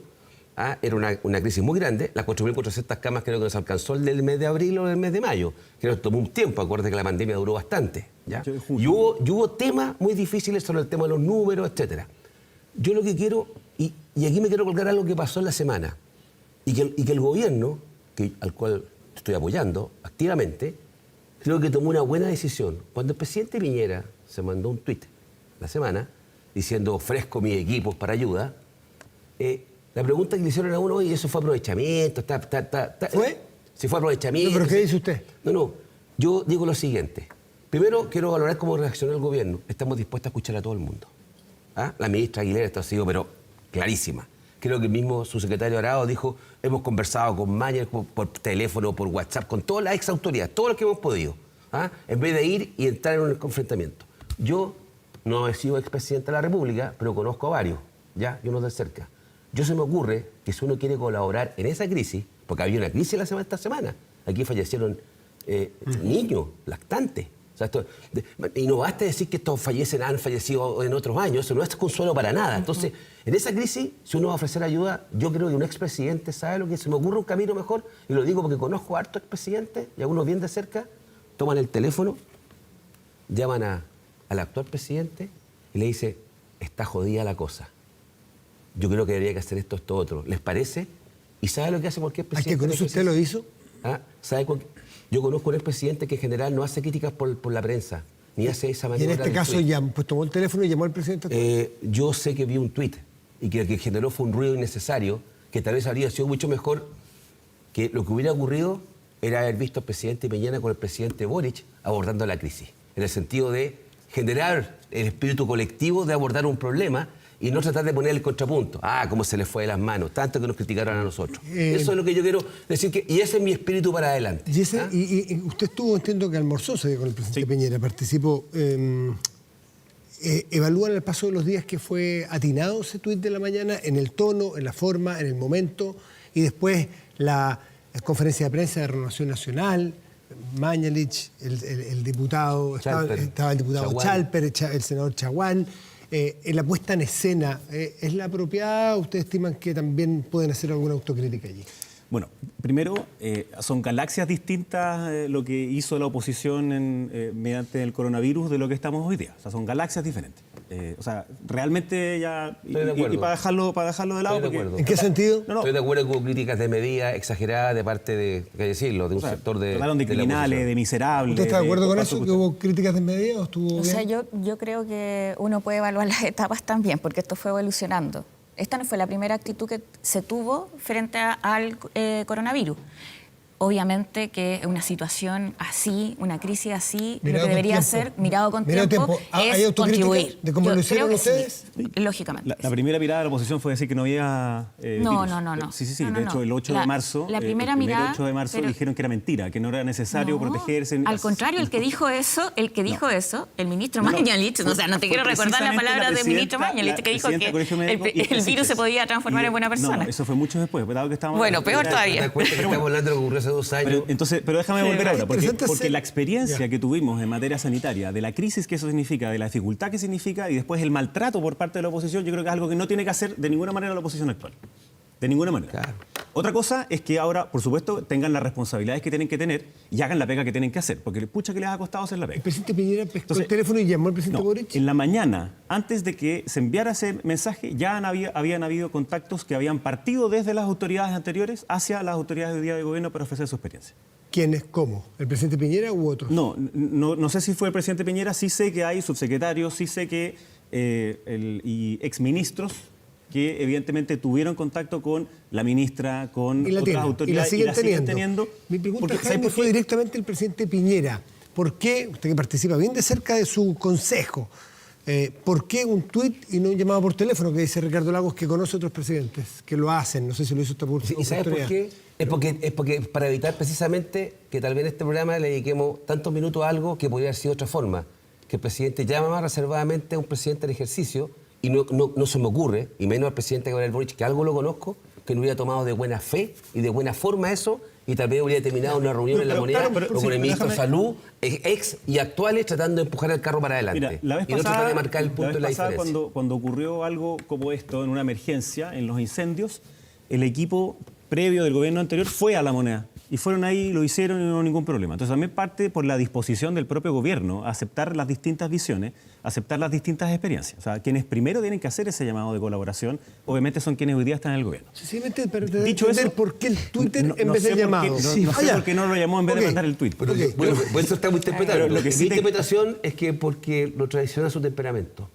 No, pero lo que sí hizo el presidente Piñera previamente fue haber unido al equipo del gobierno anterior para tener toda la información al respecto, y esa se canalizó hoy día también a través de gestión que no tiene por qué estar en el público, digamos, o todo. ¿Qué está pasando? Sino que se está conversando. Se están ayudando, sobre todo, ¿sabéis qué? Hay una cuestión que es bien clave, que es en la gestión misma de cómo se hace la pega de unir lo público y lo privado para las camas. Eso que pareciera sencillo, digamos, que simplemente ponerlo como en un decreto, no lo es. Es literalmente llamar hospital por hospital, clínica por clínica y tener un centro de referencia para saber caso a caso qué es lo que se hace. Esta es una pega que es caso a caso y obviamente que la colaboración de parte de quienes estuvimos en el gobierno pasado siempre va a estar en solucionar los problemas públicos actuales, pero tiene que haber también una disposición a aceptarla. ¿Saben los cuatro que son gente de la política, que toma decisiones, que vota, en fin? Los cuatro representan a distintos sectores, han sido parlamentarios o son parlamentarios. A mí me preocupó mucho lo que dijo el presidente del Colegio Médico de Valparaíso, que eso es una sentida crítica a la política, no de este gobierno, al Estado, que aquí cada 4 años se cambia y hay un borrón y cuenta nueva en estados, en lugares muy altos de la administración de la salud pública, que cada 4 años se cambia, que se cambia con criterios políticos de amigos y no técnicos, y que de esos 4 años se demoran 2 años y medio en subirse al caballo, disculpando el chilenismo para entenderlo, y después queda 1 año y medio donde ya están arriba del caballo bien afirmados y los cambian otra vez. La política falla también aquí, pues ¿cómo se hacen cargo ustedes de realmente ahí sí que requiere unidad de propósito, Gael? Sí, o sea, mira, primero yo creo que requiere un cambio legislativo también, ¿cierto? De la institucionalidad, de cómo funciona. Hay cargos que son de confianza política, y está bien. Pero hay otros cargos que no corresponden a confianza política, sino que es función pública. Y en eso creo que es importante que se pueda avanzar en conjunto también con la Asociación de Funcionarios y llegar y hacerse cargo de este tema, porque periodo tras periodo tenemos problemas, ¿cierto? O que hay gente que tenía cargos de confianza, jefes de gabinete de algún cargo, que se quedan, ¿cierto?, dentro. ¿Por qué? Porque pasaron a tener otro tipo de contrato y terminan siendo parte de los funcionarios públicos, cuando fueron cargos de confianza, razón por la cual entraron. Entonces, y eso es un problema que creo que se demuestra en distintas áreas, y en este sentido se puede avanzar. Es más, yo creo que incluso en otro ámbito, que me parece que también es importante poder adaptar medidas legislativas, aprovechando las circunstancias para que queden después. O sea, por ejemplo, en materia de permisos laborales para los padres y madres, ¿cierto? Cuando no solamente estamos hablando del COVID en su momento, se generaron medidas, pero fueron especialmente para el COVID. Pero hay otros virus también. Entonces, ¿qué pasa con el trabajador y trabajadora? Frank. Sí, a ver, mire, yo creo que a Chile le falta una cosa mucho más profunda que tiene que ver con la unidad de propósito, con la visión de futuro. Lo mismo que el tema de la reforma tributaria, a mí me llama la atención que se hable mucho de esta reforma sin ver el largo plazo. Por ejemplo, no he escuchado la palabra invariabilidad tributaria, por ejemplo. Que sería muy bueno que las empresas supieran que en los próximos 10 años no le vamos a volver a subir la carga. ¿Por qué lo digo? Porque no vamos a volver a votar a favor de los retiros. O por ejemplo, que en los últimos... No, no estuve. No estuvo. En los últimos 35 años hemos tenido 15 reformas tributarias. 15. ¿Cuál es el problema que hemos tenido ahí? Es que hemos querido recaudar más, pero lo que hemos logrado únicamente ha sido bajar la base tributaria y por lo tanto la recaudación que el Estado tiene cada vez es menor porcentualmente. ¿Por qué? Porque van disminuyéndose las empresas y por lo tanto tenemos hoy día un problema de diseño de muchas políticas públicas en la modernización del Estado, pero también, como le digo, en temas de salud, reformas tributarias y otras cosas más. Entonces, yo creo que nos falta más tener una política que sea mucho más transversal. Quizá en los temas de salud, en los temas de obras públicas, que son obras que se heredan, ¿cierto? Y que quedan de gobierno en vivienda, deben haber funcionarios públicos, ¿cierto? Que duren quizá una década, o 10 años, o 8 años, o por ejemplo hacerlo como lo hacen los senadores, que trascienden un gobierno. Entonces, de esa manera poder tener autoridades que puedan seguir el curso de una política pública, porque hoy día efectivamente lo que pasa, que cada 4 años se cambian. Fíjese que recién el año pasado se vinieron a cambiar los directores de salud, recién el año pasado. Y había un interino, un año y tanto, un interino en plenas crisis como estas. Entonces, esa situación no puede volver a ocurrir. Y por último, hablarle también respecto a lo que ha ocurrido estos días. Nosotros estuvimos ayer y antes de ayer en el hospital de Chillán y San Carlos, que son de mi distrito. Me decían que la plata del plan de invierno les llegó la semana pasada y que estaban ahora contratando profesionales y transformando camas y estaban más o menos bien en ese sentido. Pero teníamos un problema gravísimo con la falta de profesionales pediatras. Y Ricardo, estábamos llegando a usar otras profesionales. Disculpa, Frank. Sí, está bien. Solamente respecto a la referencia que hizo el presidente del Colegio Médico de la región de Valparaíso y el tema de la responsabilidad de la política. Sí, hay una responsabilidad de la política porque además hay un sistema político muy fragmentado, a mi juicio, que impide una toma de decisiones adecuada. Así es. Yo espero que producto de la nueva constitución que vamos a tener, eso te lo digo así, se corrija. Me dicen, oye, pero puede desaparecer el PPD. Y no solamente el PPD, pero yo creo que partidos con una baja representación parlamentaria generan un cuadro difícil de gobernabilidad a quien quiera que sea, no solamente para el presidente o presidenta de turno, sino que para la misma Cámara en cuestión. Sí. O sea, yo no tengo duda de eso, que hay que tratar de generar incentivos y regulaciones que tienden a generar un bloque más amplio. La diferencia que puedo tener ideológica con el Partido Socialista PPD es bien minúscula, la verdad. Bastante delgaducha, para decirlo de alguna forma. Y no veo, ya. Tenemos 21 partidos. Y respecto al tema del cambio de autoridades, esto no me va a ser muy popular, me dicen que no hay que decirlo, pero yo aspiro que con esta nueva constitución, ya hay en el anteproyecto una referencia a que tiene que haber una nueva, se quiere mirar de la forma que se administra el Estado, incluidos sus funcionarios, el personal que trabaja en el Estado de Chile, y para ponerlo en castellano, yo quisiera un elemento en el cual, primero, hubiera una cierta estabilidad, si usted quiere, ante la política, ante los cambios políticos. Hay países, que para mí es un norte, como Nueva Zelanda, que cambian los 2 o 3 primeros niveles de cargos de confianza y el resto queda, pero intacto. O sea, le es indiferente desde el punto de vista que el gobierno que llegue, y allá hay alternancia, igual que en Chile, porque en Chile ya tenemos alternancia, ya sabemos que hay alternancia, ya se acabó este cuento ya. Otra cosa es que se repitan los nombres, pero hay alternancia. Entonces, y que llegará el ministro, su secretario, un jefe de servicio, bueno, y el resto son los mismos funcionarios profesionales que están ahí. Y respecto de estos últimos, también se introducen elementos, no es para hacerlo ahora, no es para nuestros funcionarios públicos, es para una política que mire hacia adelante. Entonces yo digo, con una política que tome decisiones y que no quede atrapada, y con un sector público que pueda avanzar en la implementación de las políticas y que no dependa del color político, creo que un avance. Y esta nueva constitución, el anteproyecto que se presentó y que lo están conociendo a partir de ahora, creo que ese tema vamos a poder avanzar. Bueno, yo creo que hemos conversado esto también acá, ¿no? Que hoy día estamos viviendo un periodo de gigantesca incertidumbre, globales, obviamente también aterrizado idiosincráticamente en Chile por otras cosas, que no permite que las personas puedan proyectarse en un futuro más largo. Y particularmente en un estudio que hicimos nosotros en Andrés Bello, ese futuro eran 3 meses, 3-4 meses. Y si son 3-4 meses es brutal. ¿Personas naturales estás hablando? Sí, ciudadanos. Ciudadanos, ya. Claro, yo pensé que realmente te había ido al sector público. Disculpa, no. Ciudadanos que cuando piensan en el futuro piensan 3-4 meses y por tanto es como que tuvieran económicamente una tasa de descuento infinita y por tanto lo único que importa es lo de la vida cotidiana porque no hay espacio para más. No es porque no quisieran. El aquí y ahora. Es el aquí y ahora, entonces es la sobrevivencia. Y eso obviamente que impacta también a la política. Claro. Y entonces suelen aparecer políticas populistas que son de inmediato plazo, pero que no construyen ni colaboración ni solución después. No te haces cargo de las consecuencias de la misma. Y en eso, por supuesto, que la política tiene una cuestión que es de corto plazo, que es para distinguirse, porque hay elecciones, porque hay confrontación. El tema es que no puede ser solo ello. Entonces, en eso comparto plenamente lo que se ha planteado acá. Tiene que haber más lógica de cooperación y colaboración. Tiene razón, Frank, son 21 partidos. Si hay 21 partidos, es muy difícil hacer coaliciones que sean más permanentes.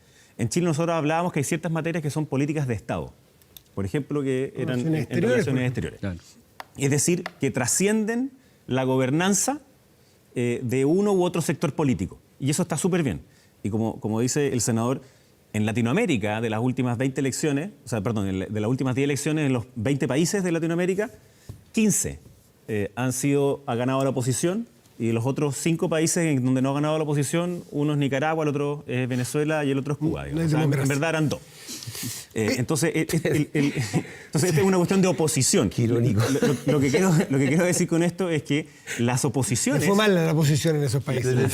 Sí, las oposiciones sigue yendo mal. Tienen un rol muy relevante en tratar de ampliar esa mirada. Yo creo que la nueva Constitución, que espero que se apruebe este diciembre, nos puede permitir no solucionarlo de una, no, pero sí generar un nuevo campo en el cual este tipo de cosas sí pueden solucionar. Disculpe que los cambie, no radicalmente de tema, porque es tema salud también, pero sí tiene que ver más con política y más de tribunales.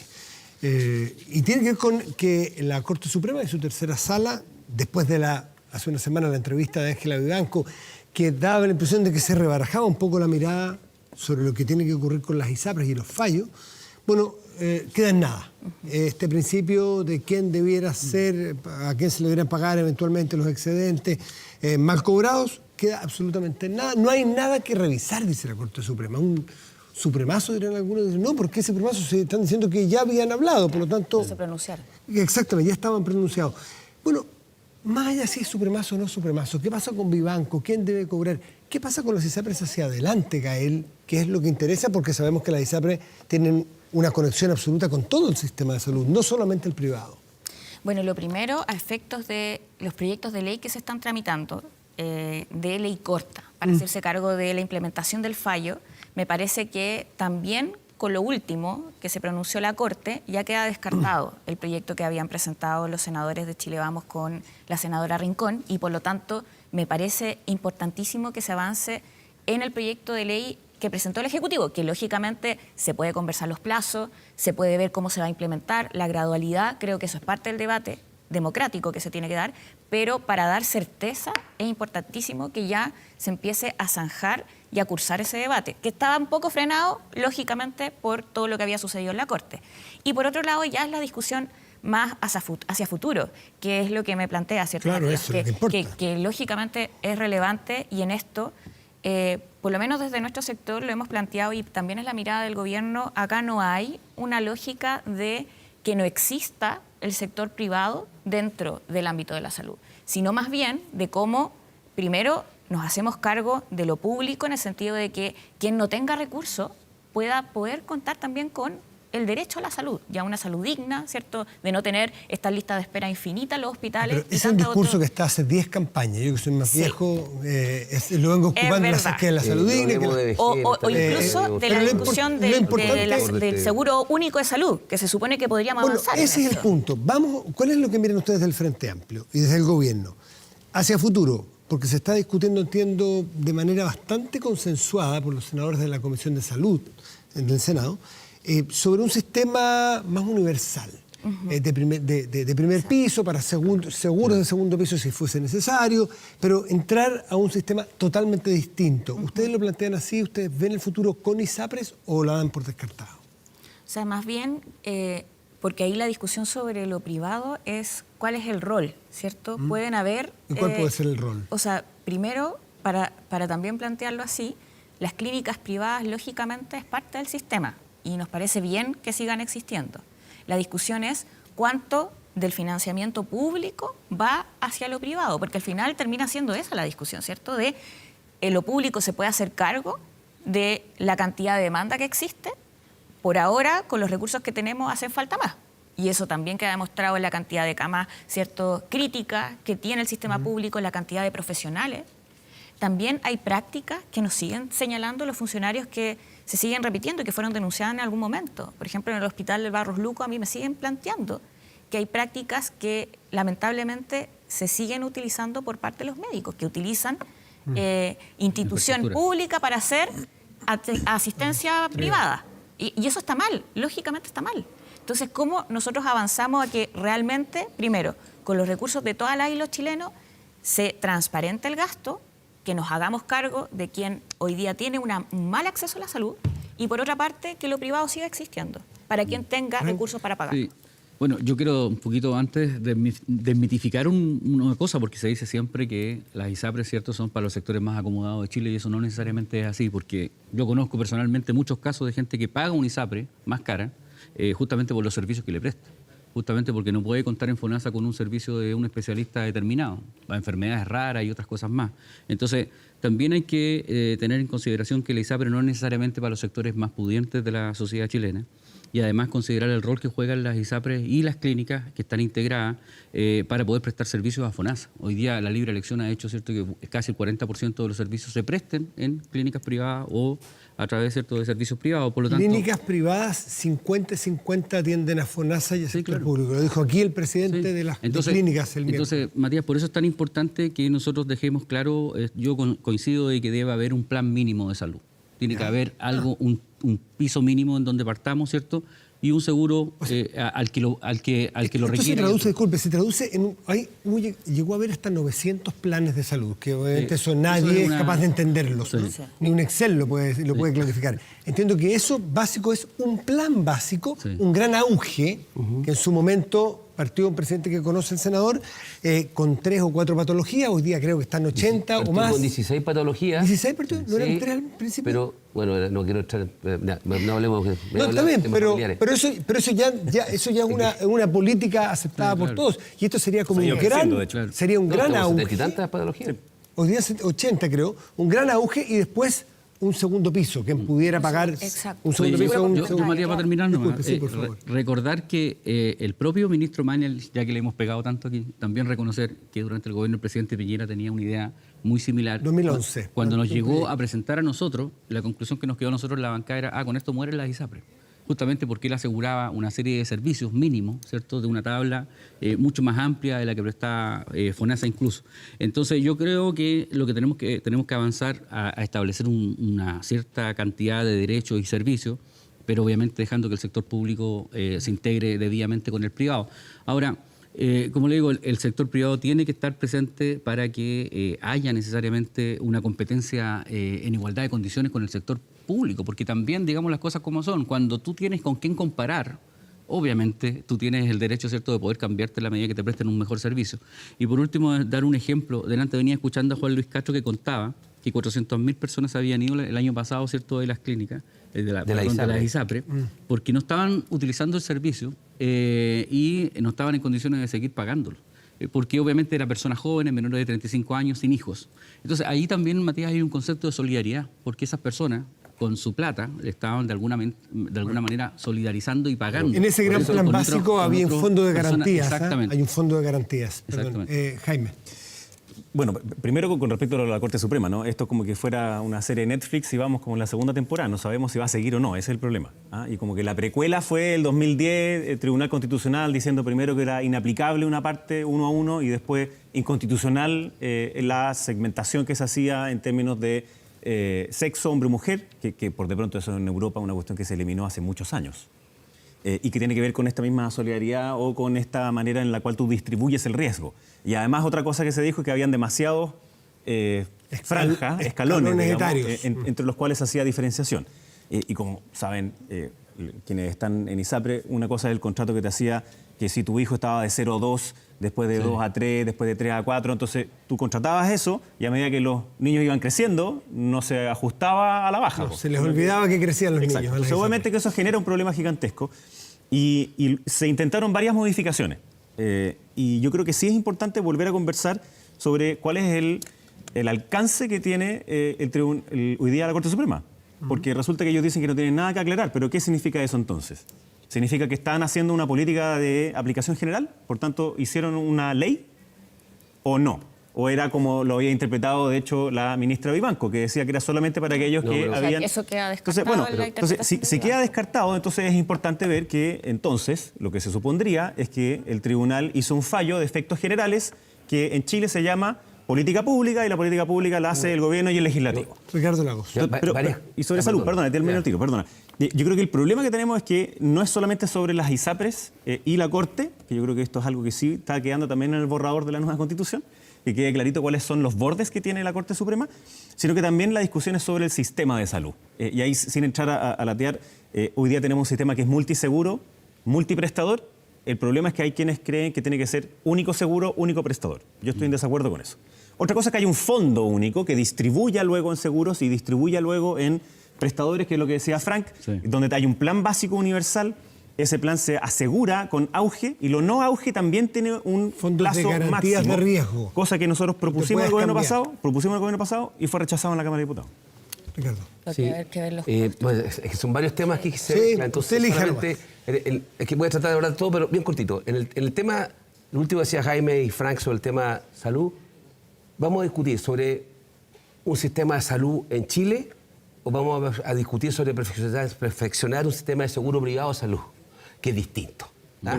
Porque no podéis pasar de que porque tengáis 900 planes, ahora tengo 400, no, el tema es, escuché a ustedes dos hablar de solidaridad, 2 veces. Sí, pues. Lo quiero dejar que lo dejen en la nota de pie de página cuando discutamos reforma de pensiones, ¿ya? ¿Ah? Porque lo que está hablando es, en el fondo, algunos que no lo necesitan van a un sistema, después se cambian al otro donde pueden pagarlo. Entonces, yo creo que la discusión tiene que ir, Chile tiene que caminar, y como yo ya discrepo, soy más viejo acá, ¿ya? Las cosas no son de un día para otro, ni aquí ni ahora al tiro.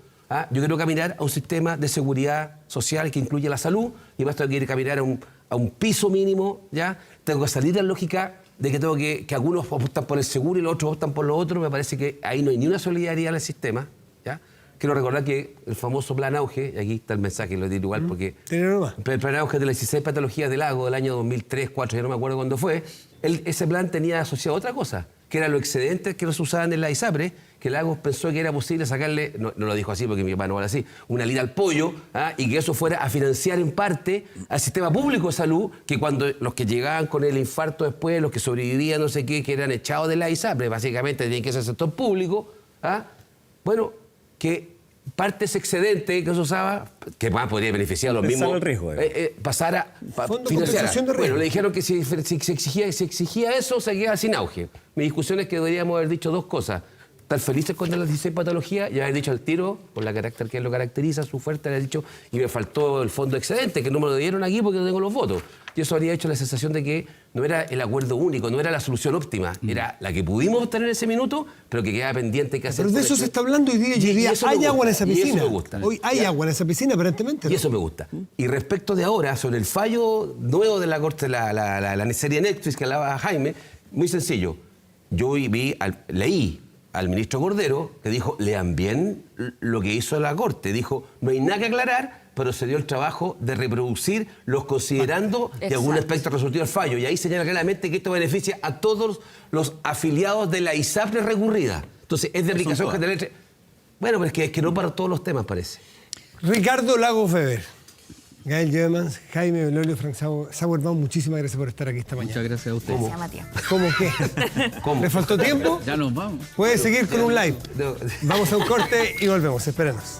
Muchas gracias. Estamos de vuelta para despedirnos, pero naturalmente seguimos muy pendientes a todos los temas que hemos conversado hoy. Y la semana que acaba de pasar, bueno, seguramente los temas van a seguir. La crisis sanitaria y en materia constitucional. Empiezan a trabajar, ya están trabajando, ¿cierto? El Consejo Constitucional. Mañana se reúne la ministra de Salud con los exministros y ministras del ramo, con sus antecesores en este esfuerzo que se está haciendo para poder tener mejores respuestas, ¿cierto?, a la crisis respiratoria. Los dejamos, pero ya vienen rápidamente las noticias aquí en TVN. Que tengan buen domingo y buena semana. Gracias por venir. Chao. Buenos días.